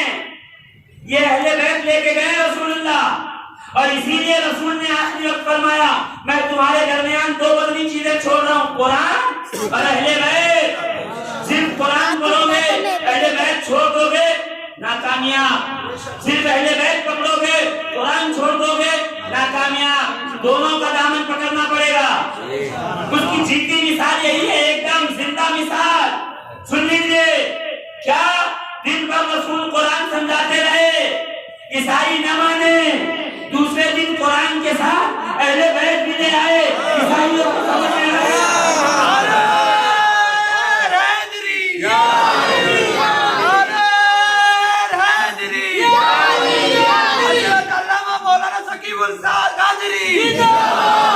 ملت اسلامیہ معلوم یہ ہوا قرآن تنہا کافی نہیں ہے، ساتھ میں آل محمد بھی ہونے چاہیے۔ اسی لیے میرے آقا حسین نے نیزے کی نوک پہ قرآن پڑھ کے بتایا کہ قرآن آل محمد جدا نہیں ہے، جہاں قرآن ہوگا وہاں آل محمد ہوں گے، جہاں آل محمد ہوں گے وہاں قرآن ہوگا۔ یہ کبھی غور سے آج تک جدا نہیں ہوئے، حوض کوثر تک پہنچے۔ اسی قرآن کا وارث مسجد نبوی میں رسول اللہ کی گود میں بیٹھا، یاد آیا آپ کو کہ رسول کا بیٹا حسین رسول کی گود میں، ایک طرف رسول کے سگے بیٹے بیٹھے۔ یہی سے بات آگے بڑھی تھی نا، آج کی طرف چلی گئی تھی۔ آپ کیا سمجھے میں بھول گیا؟ میری عادت ہی نہیں ہے کہ جاپان جانا ہو تو چائنا چلا جاؤں، میں وہ ایک دم سیدھی لگا تھوڑا گھما کے اس میں لے کے جا رہا ہوں تاکہ جنکشن ونکشن آپ کو پتا چل جائے رکنا کہاں ہے اور چلنا کہاں۔ غور کیجیے گا، بس اصل نسل صفا وجہ رسول خدا پہ ہی بات چل رہی ہے، الگ نہیں گئی ہے، اسی شعر پہ کھڑی ہوئی ہے بات۔ سنیے، اس لیے کہ امام کا شعر سمجھانے میں بھی کم سے کم 2-4 مہینہ تو لگی جائے گا۔ ایک دن میں سمجھ گئے تو کیا، آج تک نہیں سمجھے تو اب کیا سمجھیں گے؟ بہت گہرائی ہے، کوئی نہیں سمجھ سکتا، بس جو ہو گیا وہ ہو گیا، جو قلم سے نکل گیا وہ نکل گیا۔ سن لیجیے، جو زبان نے کہہ دیا وہ کہہ دیا، اب آپ سمجھتے رہیے زندگی بھر، اس کے جتنے بھی آپ اس میں سے زاویے نکالتے رہیے، نکلتے چلے آئیں گے۔ کیا اصل نسل صفا، ایک طرف حسین بیٹھے ہیں، بیٹی کا بیٹا، علی کا بیٹا، قرآن نے جس کو بیٹا کہا وہ پتا ہے نا، میرے اور آپ کے بیٹے ہونے کا سرٹیفکیٹ میونسپل کارپوریشن سے یا تحصیل کے آفس سے ملتا ہے۔ حسین اور حسن رسول کے بیٹے ہیں، اس کا سرٹیفکیٹ قرآن میں موجود ہے۔ یہ برتھ سرٹیفکیٹ اول ہے جو قرآن کے اندر ہے۔ سن لیجئے کیا ہوا، آپ غور کیجیے، ادھر حسین بیٹھے ہیں اور ادھر پہ ابراہیم۔ جبریل آ گئے، یا رسول اللہ صلی اللہ تعالی علیہ وسلم، اللہ دونوں کو جمع نہیں رکھ، سنا آپ نے بہت بار ہوگا، اللہ دونوں کو جمع نہیں رکھے گا، ایک کو موت آ جائے گی، ایک باقی رہے گا۔ چوائس از یور، آپ کی چوائس ہے، آپ پسند کیجئے، بیٹا رکھنا چاہتے ہیں یا نواسا۔ دیکھیے رسول کے ہاتھ میں تھا، اگر بیٹا رکھ لیتے تو نسل تو ہوتی مگر معجزہ نہ ہوتا۔ رسول نے دیکھا دونوں کو، ہمارے علماء بچپن سے ہم سنتے تھے، ہمارے اساتذہ فرمایا کرتے تھے کہ حسین کو اگر دے دیں گے تو زہرا کو تکلیف ہوگی، علی کو تکلیف ہوگی، مجھے ہوگی، بیٹا سگا دے دوں گا مجھے ہوگی۔ نہیں جی، یہ فلسفہ غلط ہے، بیٹا ملیں گے تو تکلیف رسول کو اس لیے ہوگی کہ بیٹا ہے، ماریہ قبطیہ کو اس لیے ہوگی کہ بیٹا ہے، زہرا کو اس لیے ہوگی کہ بھائی ہے، علی کو اس لیے ہوگی کہ برادر نسبتی ہیں۔ بھئی جو رشتہ ہم بولتے ہیں زبان میں وہ نہیں بولنا چاہیے۔ ہاں یہ سالہ کیا ہوتا ہے، یہ گالی ہے جی، اگر یہ ہمارے سالے صاحب ہیں تو آپ اس کو بے عزت کر رہے ہیں، برادر نسبتی ہے، یہ نسبت سے میرا بھائی بنا ہے۔ ہاں اور ہم لوگ تو بس چل رہا ہے، سالے ہیں اور سسر ہیں اور یہ سب ہے۔ ہمارے اردو ادب میں آئیے یہ سب گالیاں سمجھی جاتی ہیں، ہاں اچھا نہیں سمجھا جاتا ہے۔ برادر نسبت اس کی تکلیف ہوتی ازواج کو ہوتی کہ ایک ہی نسل سے چلی گئی، تکلیف یہاں زیادہ تھی، حسین نے کم کیونکہ بڑا بھائی تو موجود تھا۔ سب رسول نے دونوں کو دیکھا، حسین کو رکھوں یا بیٹے کو؟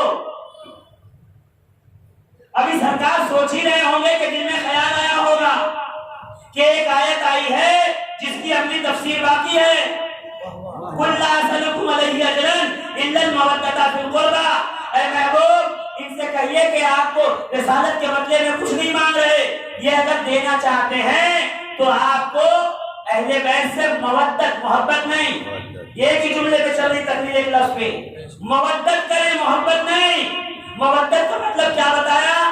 وقت آنے پہ جان مال اولاد قربان کیا جائے۔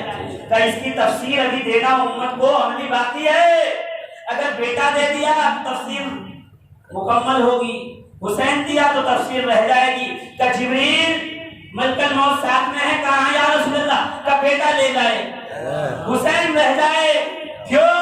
تاکہ مودت کا تقاضا پورا ہو کہ حسین وہ ہے جس میں بیٹے قربان کیے جاتے ہیں۔ اِلَّا الْمَوَدَّةَ فِي الْقُرْبَىٰ، برابر داروں پہ جان مال اولاد، سب سے پہلے حسین پہ رسول نے بیٹا قربان کر کے بتایا ہے۔ مودت حسین سے ایسے کیا ہے۔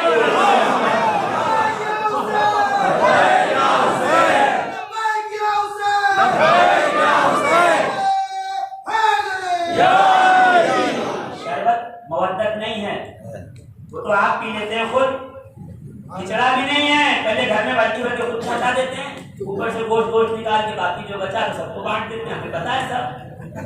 یہ تو کھانا پینا ہے، اس میں محبت نہیں، مودت نہیں ہے۔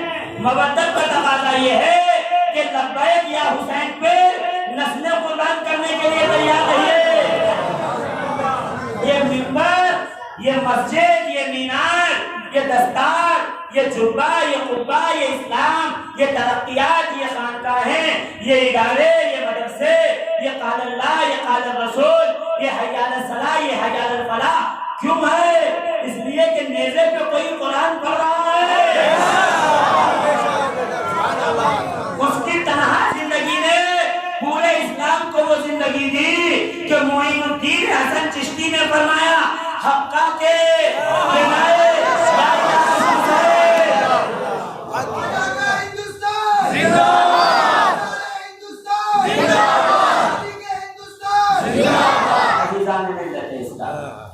غور فرمائیے گا، یہ کون لوگ جہاں ہیں وہاں فتح ہے، کامیابی ہے، کامرانی ہے، طہارت ہے، شجاعت ہے، صداقت ہے۔ کیسی طہارت ہے سن لیجئے تاکہ جو ہے وہ بات بعد میں ادھوری نہ رہ جائے عزیزان ملت اسلام۔ کیسی طہارت ہے؟ رسول پیدا ہوئے، ولادت ہوئی، دنیا میں تشریف لائے، یاد ہے نا آپ کو کتنی پاکیزہ ولادت تھی میرے رسول کی۔ آمد مصطفیٰ مرحبا مرحبا، آمد مصطفیٰ مرحبا مرحبا۔ مختون تھے، ختنہ شدہ، وہ ناک جو ماں اور بچے کے بیچ میں کارڈ بن کے رہتی جس سے غذا جاتی وہ بھی کٹی ہوئی تھی۔ یعنی قدرت کا اشارہ یہ تھا جو ماں کے خون پہ غذا پائے وہ اور ہوتا ہے، جسے خود خدا اپنے انوار و تجلیات سے کھلائے پلائے وہ اور ہوتا ہے۔ اتنی پاکیزہ ولادت کسی کی نہیں ہوگی۔ فرشتے آئے، حوریں آئیں، غلمان آئے، جبریل آئے، کیوں؟ ایک پاک کی ولادت ہے، غسل دینے کی ضرورت نہیں پڑی، کا حاجت نہیں ہے، آسمان سے آواز آئی۔ یہ پہلی ہے رسول کی ولادت، پاک ناپاکیوں کا۔ میں اس لیے ایسے موقع کا ذکر کر رہا ہوں جہاں کسی بھی حال میں ناپاکی کا جو ہے وہ ہونا ہی ہونا ہوتا ہے، جب بچے کی ولادت ہو۔ دوسری سنیے، جناب سیدہ فاطمہ زہرا مخدومہ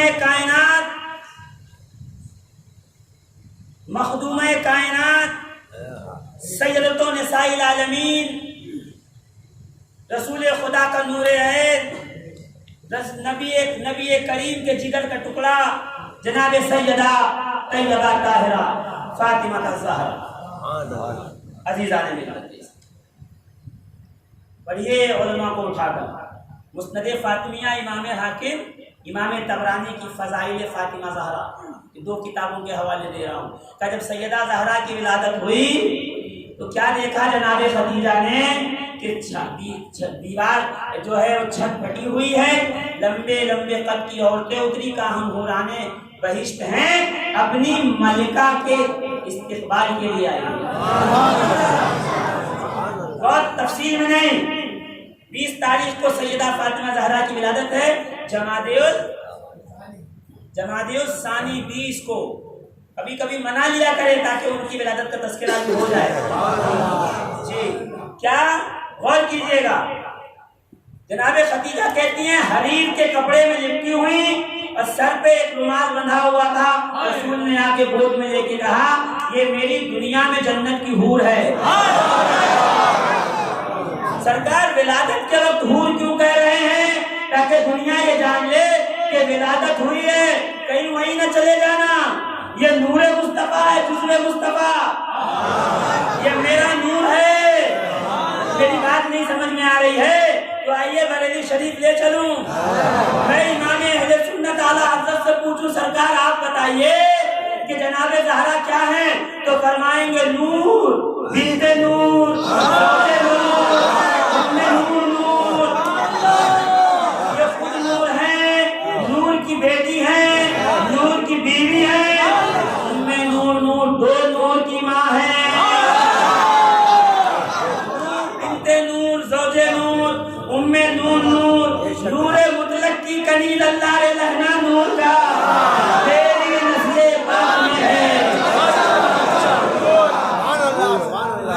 باقی تو آپ کو یاد ہی ہے، ہاں پہلا شعر کیا ہے، کہاں ملے گا یہ، ہم نے تو نہیں پڑھا، ہم نے تو نہیں سنا، نہ پڑھیے، ہدایت کی بخشش ہے، 3ری جلد ہے، لے کے آ جائیے گا، میں صفحہ کھول کے دکھا دوں یہ لکھا ہوا نور، نور گود میں لیا، ماتھا چوما، غسل کی حاجت نہیں پڑی۔ پھر عالم یہ ہوا سیدہ زہرا پاک کا کیا یہ عالم ہوا کہ رمضان کا مہینہ ہے، 15 رمضان ہے، فجر کی نماز، ظہر کی نماز ہوئی، گھر میں بچے کی ولادت ہوئی، خبر پہنچائی گئی سیدہ طیبہ طاہرہ جناب عائشہ صدیقہ ام المومنین کو کہ جناب زہرا کے چمنستان میں جنت کا پھول کھلا۔ سیدہ طیبہ طاہرہ جناب عائشہ صدیقہ تشریف لائیں اور کہا میں نے بیٹھ کے گفتگو شروع ہوئی کی، ظہر سے عصر کا وقت ہوا، بلال مسجد نبوی کے چھت پہ چڑھے، اذان دینے لگے، زہرا بستر سے اٹھی، مصلی بچھایا، آسان جملہ نہیں تھا، جتنے لوگ بیٹھے ہیں ایک ایک آدمی 100 لوگوں سے پوچھ لے، جب گھر میں بچہ پیدا ہو خاتون 40 دن تک مصلی پہ نہیں جا سکتی، مصلی کہتا خبردار یہاں تشریف نہ لائیے گا، جسے مصلی عبادت سے روکے وہ اور خاتون ہے، جسے مصلی عبادت سے نہ روک سکے اسے فاطمہ زہرا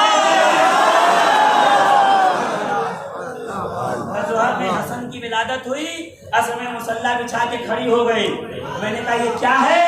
تو نہ کہے ہم بریلی سے آواز لاتے ہیں نور، بنت نور، زوجے نور،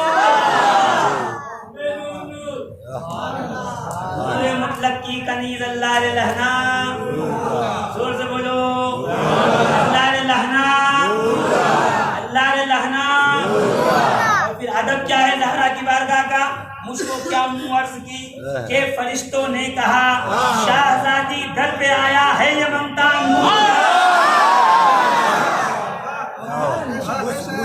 کا ادب بھی تو اتنا اونچا ادب ہے نا، جہاں فرشتے بھی ہاتھ باندھے کھڑے ہوں، وہاں میری اور آپ کی حیثیت کیا کہ ڈسکرائب کریں کہ زہرا کیا ہے. کسی کے آرگیومنٹ کی اور دلیل کی ضرورت نہیں ہے. مصطفیٰ کا نور ہے، برکتم منی ہے، جگر کا ٹکڑا ہے. سب آتے ہیں، نبی بیٹھے رہتے ہیں. زہرا آتی ہے، نبی کھڑے ہو جاتے ہیں.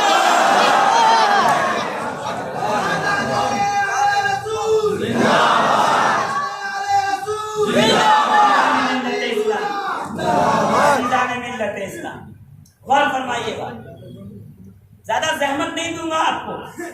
جی مجھے جس مدعے پہ آنا ہے میں بات کو ادھر ہی لا رہا ہوں، مگر چاہ رہا ہوں کہ آپ کو ڈسکرائب کرتا چلا جاؤں کہ ہمارے بڑوں نے بڑوں کے بارے میں کیا کہا ہے، چھوٹوں کی کیا حیثیت بڑوں کے بارے میں کہے.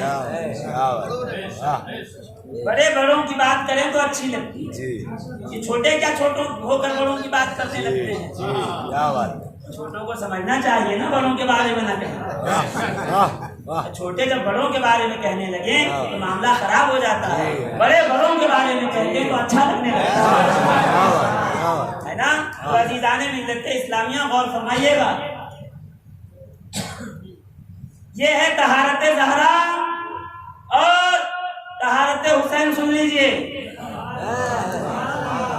کیا سن لیجئے، جب ماں نے نماز پڑھ کے بتا دیا میں پاک ہوں تو بیٹا کتنا پاک ہوگا.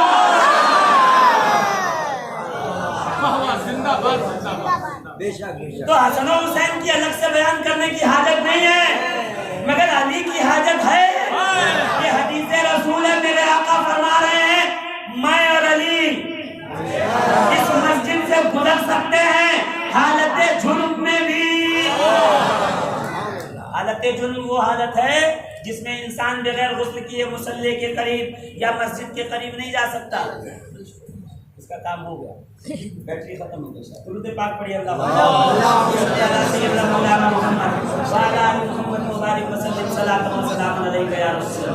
اور کیجیے گا. کیا حالت جنب وہ حالت ہے کہ جب کوئی مرد مصلی کے قریب عبادت گاہ کے قریب نہیں. حدیث پاک ہے میرے آقا فرما رہے حالت جنب میں، ایسا نہیں کہا کہ ہم جنبی نہیں ہوتے، کہ حالت جنب میں کوئی مسجد میں نہیں آ سکتا میرے اور علی کے سوا. اب میں سوچنے لگا یعنی حالت جنب کہتے کس کو ہے؟ سن لیجئے، ڈسکرائب کر لیجئے. یعنی شوہر اپنی بیوی سے تنہائی میں ملے،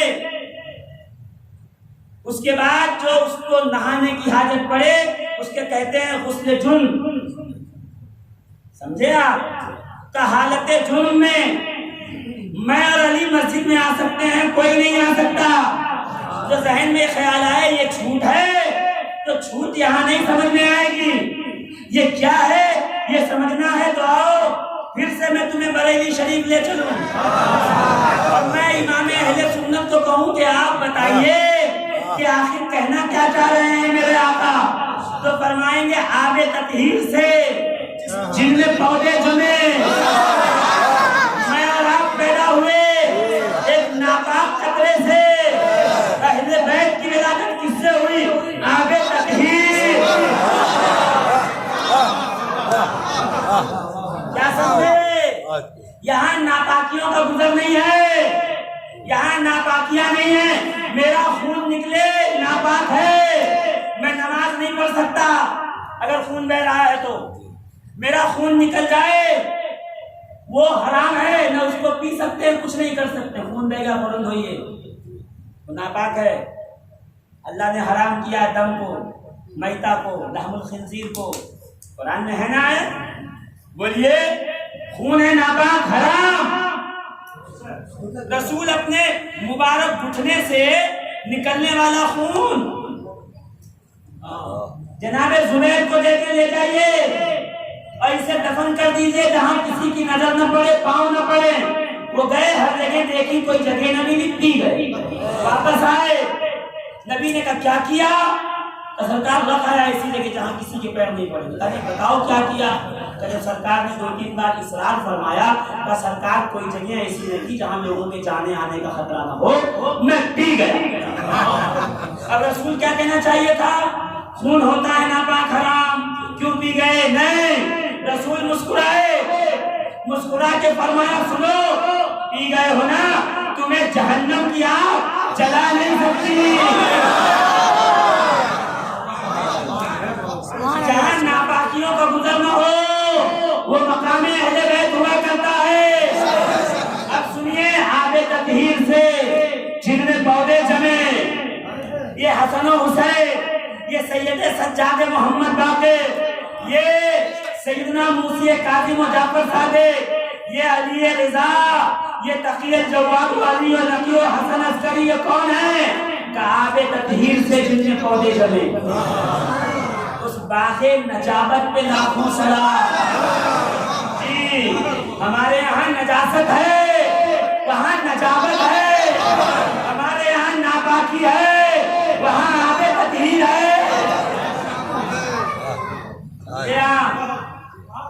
خون خیر الرسول سے ہے جن کا خمیر۔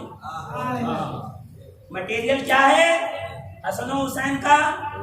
تو میں ایک واقعہ بیان کرتا ہوں ایک بزرگ کی کتاب سے، کہ جب اللہ نے چاہا کہ اپنے حبیب کا جسم اطہر بنائے تو مٹی گدوائی آب رحمت میں، اور دست اقدس سے اپنے حبیب کا حسن نازنین سمایا، آقا کا جسم اقدس بنایا۔ ڈیٹیل پھر کبھی ربیع الاول کے بیان میں، پھر ربیع الاول والا ابھی اس کو نہیں چھوڑوں گا، بات بہت آگے چلی جائے۔ جیسا نبی کا حسن نازنین جسم نازنین بنایا، وہ کہتے ہیں صاحب شرف المصطفیٰ کہ جو مٹی بچی، یہ مین پوائنٹ ہے، یہ نہیں اٹھایا تو بات ختم۔ جو مٹی بچی، جو مٹی بچی، میں تو پروردگار بچتا وہاں ہے جہاں خیال، ذہن، سوچ، فکر مخلوق ہو۔ کتنے لوگ آئیں گے جلسے میں؟ کا 200 آئیں گے، منگا لو نام کھٹائی، 500 آ گئے، بچ گیا۔ کتنے لوگ آئیں گے؟ 500 آئیں گے جلسے میں، اچھا منگا لو، 100 لوگ آئے، بچ گیا۔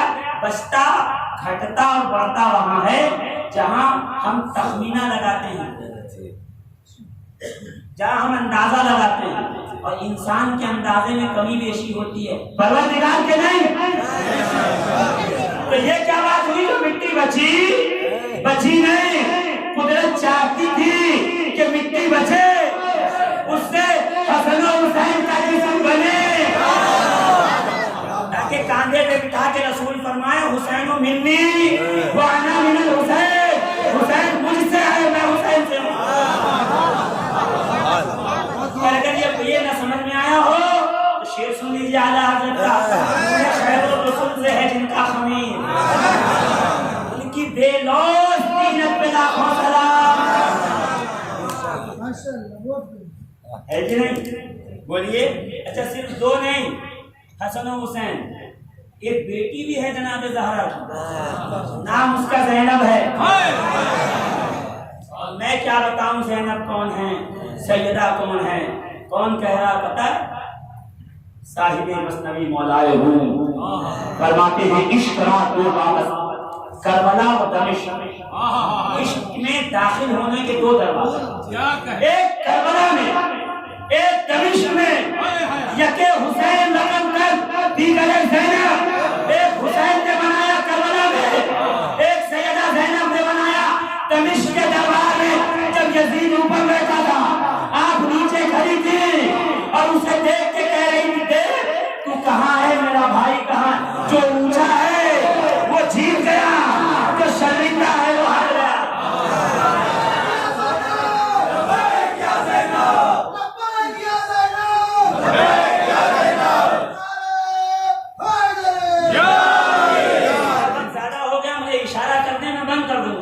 جی مسئلہ نہیں ہے، مگر بات چونکہ آ گئی حسن و حسین، حسن و حسین، سیدہ زینب پیدا ہوئی 5 ہجری۔ سن لیجیے،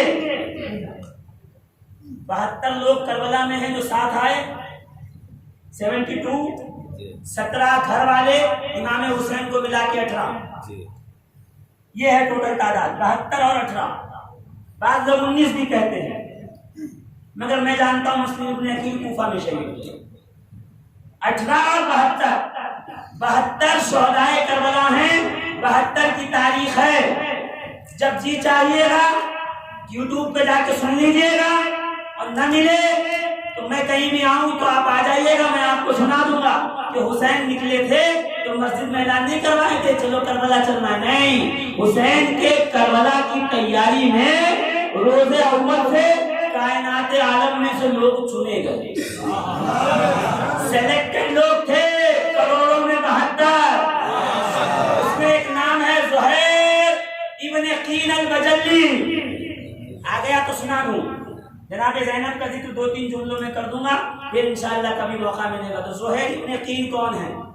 حسین مدینے سے مکے آئے، حج کے ایام تھے، 8 ذی الحجہ تھی، حسین سمجھ گئے کہ مجھے یہاں قتل کر دیا جائے گا، 300 قاتل خنجر لے کے مکے میں آ گئے ہیں، حرم میں مجھے قتل کر۔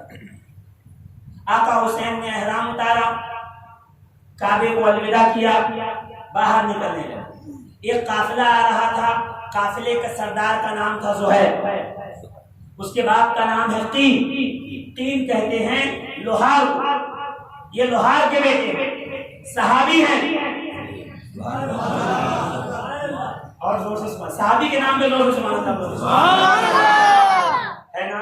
زہیر ابن قین صحابی رسول، قین بجلی قبیلہ ہے، بہت بڑا قبیلہ، اس کے سردار، اچھا طاقت کے اتنے دھنی، اتنے تلوار باز، قاری ذوالفقار صاحب کہ مصر میں فاتح مصر ہو کے لوٹے تو مین آف دا بیٹل، کسے مین آف دا میچ کہیا، ان کو ملا 2 بھر کر کے درہم دینار ملے، کتنے 2 لاد کر کے 70-80 کلو سونا چاندی، تلوار، کپڑے، جو کچھ تھا سب نے، اور آلریڈی بڑے قبیلے کے مالک تھے، اور ایک بغل میں قبیلہ تھا وہ بھی باہر تھا، قبیلے کا سردار بوڑھا ہو گیا، اس کی ایک بیٹی تھی جوان، اس نے کہا کہ مجھے جو ہے ہرا دے گا تلوار بازی میں، میری بیٹی کا اس سے نکاح کر دوں گا، زہیر نے ہرا دیا، تو دوسرے بہادر قبیلے سے بیوی آ گئی، اور بیوی آ گئی،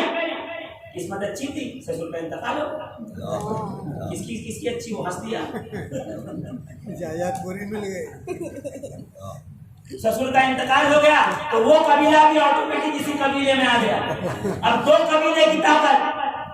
زہیر کی حیثیت دیکھیے آپ، قوتی کسے کہتے ہیں، علمی، اور زہیر کی جو ہے مالی حیثیت، وہ میں ڈسکرائب کر رہا ہوں، مالدار، طاقتور، 2 قبیلوں کے سردار، اب ان کا تخت لگتا تھا اپنے قبیلے میں، جو میٹر آتے تھے دارالقضا کے اندر، تو ایسے بیٹھتے تھے بڑی شان سے، اور تلوار جو ہے ایسے نیام سے نکال کے تلوار کی نوک زمین پہ رکھتے، تقریر دیکھیے کیسے دیکھی جاتی ہے، تلوار کی نوک ایسے زمین پہ رکھتے اور نوک سے زمین کو ریتتے اور مسئلہ سنتے، مدعی مدعا علیہ، اور پھر قرآن و حدیث کی روشنی میں فیصلہ سنا دیتے، جو مانے ٹھیک، نہ مانے تو تلوار،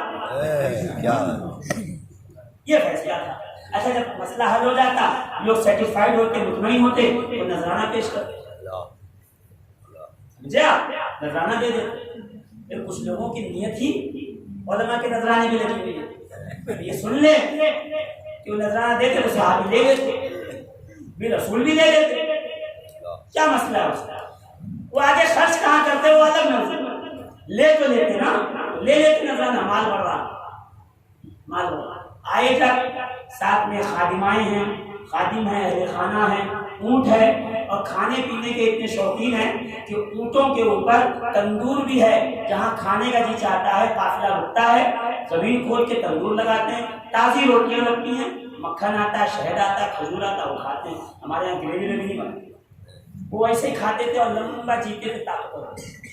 آپ گریوی کھاتے ہو، ایسیڈیٹی پیدا ہوتی ہے، پھر دوا کھانے جاتے ہو، پھر جو ہے وہ الگ الگ بیماریاں ہوتی ہیں، وہ سب جس کو سب منہ ہلانے میں سمجھ، خیال رکھیے اپنا، سادہ کھائیے، لمبا جائیے، کیونکہ نبی کا کھانا سادہ تھا۔ جی بس جلدی سے چلیے، زہیر نے پوچھا یہ کون ہے جو حج کے دنوں میں کعبہ چھوڑ کے جا رہا ہے؟ یہ حسین ہے، رسول اللہ کے بیٹے، رسول اللہ کے نواسے نہیں، بیٹے، نہیں سمجھ، جنگ نہروان میں، اگر 2 منٹ کا وقت دے دو، 2 منٹ، جنگ نہروان میں جنگے سن رہے نا آپ؟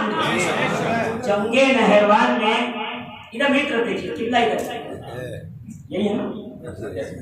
جنگے نہروان میں علی کی گدی بچھی ہوئی. علی کے کتنے بیٹے تھے؟ 9 بیویاں تھیں، 18 بیٹے تھے. فاطمہ بنت رسول اللہ، فاطمہ بنت حزام، حنفیہ، خالہ، امامہ، امامہ. ایسا دیکھ رہے ہوں گے، نہیں سنیں گے نا، مت سنیں کوئی بات نہیں.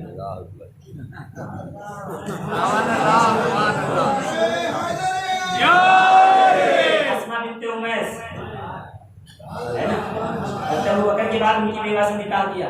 محمد ابن ابوبکر حضرت علی کے بیٹے کہلائے، اور ایک بیٹی کلثوم علی کی بیٹی کہلائیں، ہے نا. تو یہ ایک لمبی ڈیٹیل ہے، بہت زندگی باقی ہے، انشاءاللہ بات ہوتی رہے گی. 18 بیٹے تھے علی، کتنے تھے؟ 18. 16 بیٹے علی کے سے تھے. کتنے بیٹے تھے علی کے؟ 18 بیٹے تھے. علی بیچ میں بیٹے نہیں تھے جنگ کے میدان میں. 16 علی جیسے دکھتے تھے، 2 رسول اللہ جیسے دکھتے تھے، حسن اور حسین. بخاری میں نہیں پڑھا آپ نے، ناک تک اور ناک سے نیچے تک حسن اور رسول کی طرح دکھتے ہیں. تو علی کیا کرتے تھے؟ اپنی گدی کے بغل میں 2 گدی اور بچھا لیتے، حسن و حسین بیٹھتے اور پورا دن ہلچل رہتی تھی. ایک دن ایک منافق جو خیمے میں تھا، وہ منافق خیمے میں ہوگا، بی کیئرفل. ہاں، منافق خیمے میں تھا. اس نے آ کے محمد ابن حنفیہ کو پکڑے کنارے لے کے آئے. دن بھر حسن و حسین بیٹھے رہتے ہیں، علی ان کو کوئی کام نہیں بولتے، اور دن بھر تمہیں کہتے ہیں خیمہ لگا دو، تلوار لے آؤ، نیزہ لے آؤ، یہ دیکھ لو، پانی لاؤ، مسلح لاؤ، کھانا لاؤ، تندور لگاؤ، یہ دیکھو. دن بھر آپ کو کام بولتے ہیں، اور دونوں بیٹے بیٹھے رہتے ہیں. حسن و حسین تو بولتے نہیں ہیں. ارے وہ بھائیوں میں لڑائی، ابلیس کا ہی کام، 2 بولا کہ جیسے محمد ابن حنفیہ نے سنا تو گردن پکڑی. سن میں بتاؤں میرے بابا حسن و حسین سے کام کیوں نہیں لیتے؟ تو کیوں؟ کہ اس لیے کہ جب سے قرآن نے کہا ہے ابنانا رسول کے بیٹے، علی نے دونوں سے کام نہیں لیا. ہم علی کے بیٹے ہیں، خدمت کرتے ہیں، وہ حسن و حسین رسول کے بیٹے ہیں.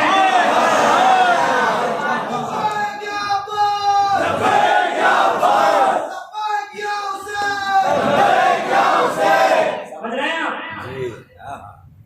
ادب. تو رسول تو کیا کہا؟ کہاں تھے ہم لوگ؟ سہیل بن عقیل بجلی کا یہ حسین ہے رسول اللہ کے بیٹے. اچھا، رسول کے صحابی تھے، حدیث میں سنی تھی. جلدی جلدی حج کیا، فٹافٹ نپٹایا، اور کہا کہ حسین کے قافلے کے پیچھے چلو. ایک منزل پیچھے حسین اونچائی پہ رکے تو نیچے پہ، حسین نیچے رکے تو اونچائی پہ. کہ ایک منزل جب زوالہ آئی تو حسین نے کہا خیمے لگاؤ. آقا نے کہا خیمہ لگ گیا، سب کچھ ہو گیا. تو کیونکہ سپہ سالار عباس تھے علمدار، وہی علم اٹھاتے تھے حسینی قافلے کا، علمدار وہی تھے، ہر کام ان کو کہتے تھے. اس بار حسین نے اپنے بیٹے علی اکبر کو بلایا. علی اکبر ادھر آؤ. کون علی اکبر؟ کون علی اکبر؟ کون علی اکبر؟ ہمیں صرف کربلا کے میدان میں علی اکبر بتایا جاتا ہے 2 منٹ. انا للہ و انا الیہ راجعون. سبحان اللہ. نہیں، علی اکبر کون؟ صرف علی اکبر پہ بات ہو تو کم سے کم 1 2 3 دن کا موقع ہو کہ بتائیں کہ علی اکبر کون ہے. بس اتنا سن لیجیے، اتنا سن لیجیے جس کا چہرہ ہم شبیہ والضحیٰ، جس کی زلفیں بہو واللیل. میں کہہ رہا ہوں، جواب میں دوں گا، میں نہیں کہہ رہا. جذب القلوب الی دیار المحبوب. شیخ عبدالحق محدث دہلوی فرماتے ہیں کہ ایک شخص نے آ کے دربار میں کہا کہ مجھے رسول نے خواب میں آ کے کہا ہے کلمہ پڑھو، میں یہودی ہوں. لوگوں نے کہا یہودی سازش کے طور پہ آیا ہوگا. ایسے اس کو آزمایا جس نے رسول کو خواب میں دیکھا. اچھے لوگوں کا زمانہ تھا، ڈھونڈنے لگے کہ پہلے ٹیسٹ کرو رسول کو دکھائی نہیں دے گا. آج کل جیسا زمانہ تو نہیں تھا جو چاہے وہ کھڑا ہو کے کہتا ہم نے رسول کو خواب میں دیکھا، ہم نے رسول کو خواب میں دیکھا. یہ زمانہ انہوں نے کہا ہم پہلے ٹیسٹ کریں گے اس نے رسول کو خواب میں دیکھا. کیسے ٹیسٹ کریں گے؟ علماء کو کہا سر جوڑ کر بیٹھ گئے ایک دم ایک دوسرے کے ساتھ. اور جب مسئلے کا حل نہیں نکلا کہا علی کے گھر پہ جاؤ. وہاں سے علم شریف کے دروازہ ہے نا، وہاں جاؤ، وہاں سے جو ہے وہ بات ہو جائے گی. وہاں گئے، سن لیجیے ایک جملے میں 2 منٹ سے مانا تھا. وہاں گئے اور جا کے دروازہ کھٹکھٹایا، امام حسین آئے، کہا ایسی ایسی بات ہے، آپ کے نانا کو خواب میں دیکھا ہے. ہم کیسے سمجھے کہ آپ کے نانا کو دیکھا ہے؟ کوئی مسئلہ نہیں، آؤ اندر اٹھائے گئے. عمرہ روسا جو بڑے بڑے لوگ تھے، وہ شخص بھی آیا جو یہودی تھا، اس کو بٹھایا گیا، جو بھی کھجور پانی دیا گیا. اس کے بعد حسین اٹھے، ایک کمرے کے دروازے سے پردہ ہٹایا، اندر سے ایک جوان چل کے باہر آیا. کہ جیسے وہ باہر آیا، یہودی کھڑے ہو کے کہتا انہوں نے تو کہا تھا کلمہ پڑھ، انہوں نے تو کہا تھا کلمہ پڑھ کے مسلمان ہو. حسین کہتے اس نے میرے نانا کو دیکھا ہے، اس لیے کہ میرا بیٹا علی اکبر میرے نانا کا ہم شکل ہے.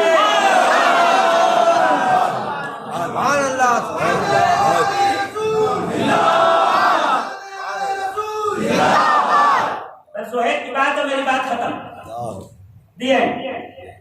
انشاءاللہ زندگی رہی تو پھر کبھی ملاقات ہوگی. حسین نے علی اکبر کو کہا جاؤ پچھلے 1 منزل کے دوری پر ایک قافلہ ہے، اس کے سردار کو کہو حسین بلا رہے ہیں. سنیے جو حسین کے ساتھ تھے وہ کیا تھے. راستے چلتے ہوئے لوگ نہیں تھے، وہ قدرت کے چنے ہوئے بندے تھے. علی اکبر امانہ نہیں تھا سر پہ، زلفیں کھلی تھی. بابا کا حکم سنا، گھوڑے پہ بیٹھے، دوڑا کے گھوڑا آئے اور وہاں پہ بھی بیٹھے.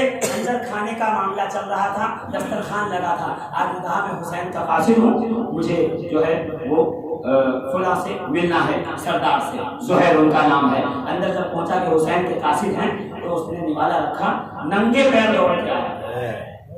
وہ شخص ننگے پیر آیا کہ جیسے ہی جوان پہ لڑک پڑی، جسم کہاں گیا، تلوار ہاتھ سے چھوٹ گئی. اس لیے کہ یہ صحابی تھے. کون؟ تمہیں حسین کا بیٹا. سانس میں سانس آئی، سب تم ہوں بہو رسول کی طرح نہیں. کہا بابا نے بلایا ہے، چلو. زہیر نے کہا 1 منٹ دو. انہوں نے زہیر کو 1 منٹ دیا، مجھے 1 منٹ دے دو. کہ 1 منٹ دو، اس لیے کہ دسترخوان پہ بیوی نے ایک بات کہی تھی زہیر کو. زہیر، مال دولت جاؤ حش یہ سب تم نے تلوار کے زور پہ کمایا، سب کچھ سنا چکا ہوں میں. جنت کیسے حاصل کرو گے؟ اور زہیر خاموش تھے کہ تلوار اٹھائی کہ 1 منٹ دیجیے میں آیا. اندر گئے، بیوی کو مخاطب کر کے کہا تم نے پوچھا تھا نا کہ مال مال حش دولت مرتبہ سرداری، میں تلوار کما کے آیا ہوں، جنت کیسے کماؤں گا؟ تو دیکھ حسین نے بلایا ہے تلوار کے لیے، جنت کمانے کے لیے. اسی تلوار سے جنت بھی کمائیں گے. مجھے طلاق میں جا رہا ہوں. کہا ایسے نہیں، جب تک سردار تھے تو بیوی بنا کے رکھے، اب جنت جا رہے ہو تو طلاق میں بھی ساتھ چلوں. حسین کی خدمت کرنا، میں سیدہ زینب کی. قافلہ حسین کے ساتھ شامل عزیزان ملت اسلامی. یہ وہ لوگ ہیں جو رہتی دنیا صبح قیامت تک فتح و کامیابی کا نشان ہے. کربلا تک حسین ہے، کربلا سے واپسی مدینہ تک سیدہ زینب. ایک جملہ سیدہ زینب کے بارے میں کہوں گا، صرف ایک جملہ. فضیلت میں ایک جملہ آپ کی مصیبت، 2 جملہ. فضیلت کا جملہ یہ ہے کہ جب سیدہ زینب پیدا ہوئی اور رسول کی گود میں گر گئی تو رسول نے ماتھا چھوڑا، چھوم کے کہا علی تو ہر شے کی زینت، ہذہ زینو ابی، یہ بیٹی اپنے باپ کی زینت. یہ علماء جانتے ہیں قاعدہ الف گرتا ہے جب 2 لفظ آتے ہیں. زینو ابن، الف گرا بچا زینب، باپ علی کی زینت. اور عالم یہ ہے کہ کربلا سے لے کر شام کے دربار پر ننگے پاؤں بغیر دوپٹے اور چادر گلی گلی کوچوں میں گھمایا گیا. اور سیدہ زینب سارے راستے رو کر صرف ایک بات کہتی تھی، واہ محمدہ واہ محمدہ. اے نانا، 5 سال رسول نے گود میں پالا. واہ محمدہ واہ محمدہ، اے نانا اے نانا. ھذا حسین بالعرا، یہ حسین کٹا پٹا مٹی میں ملا ہوا، مٹی میں سنا ہوا بیٹا،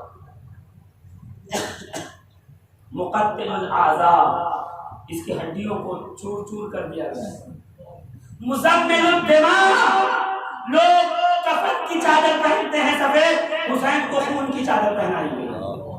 واہ محمدہ، واہ محمد، اے نانا، اے میرے نانا، ذریتوں کا آپ سبایا، آپ کی ذریت کو قیدی بنایا گیا ہے، بنا تو کا سبایا، آپ کی بیٹیوں کو قیدی بنایا گیا ہے، وذریت المقتلہ، آپ کی ذریت کو قتل کر دیا گیا۔ نانا ذرا مدینے کی طرف آ کے دیکھیے، مدینے سے ذرا کربلا کی طرف نگاہیں کرم جائیں۔ عزیزان محترم، تاریخ کا وہی ایک واحد جملہ، جب جناب زینب کوفے کے بازار میں تھی، کس نے صدقے کی کھجوریں اچھالی، سیدہ کہتی خبردار ہم آل محمد پہ صدقہ ہونا، ہم پہ صدقہ نہ پھینکو۔ تو عورت کہتی ہے میں جس خاتون کے پاس تھی نا، اس نے مجھے کہا تھا کہ کوئی قیدی آئے تو صدقہ دے دینا، تو کس کے پاس تھی؟ کہ مدینے میں فاطمہ زہرا کے گھر میں نوکرانی تھی، ان کے چھوٹے چھوٹے بچے تھے، میں بہت پیار کرتی تھی۔ سیدہ زینب رو کے کہتی ہیں ان کے چھوٹے بچوں میں سے ایک بچہ وہ ہے جو نیزے پہ سوار قرآن پڑھ رہا ہے، بچہ اپنے چہرے سے بالوں کو ہٹا کے کہتی کہ اس کی بیٹی میں زینب ہوں جو آج تیرے سامنے کھڑی۔ کل ہمارے گھر سے صدقہ بانٹا جاتا تھا، آج ہم پہ لوگ صدقہ لوٹا رہے ہیں۔ پروردگار عالم ظالموں کو نیست و نابود فرمائے، حسین کے اقبال کو بلند فرمائے، یزیدیت سے پناہ عطا فرمائے، بڑوں کے ساتھ مل کر، بڑوں کے قدموں میں رہ کر دنیا بھی کامیاب فرمائے، آخرت بھی کامیاب فرمائے۔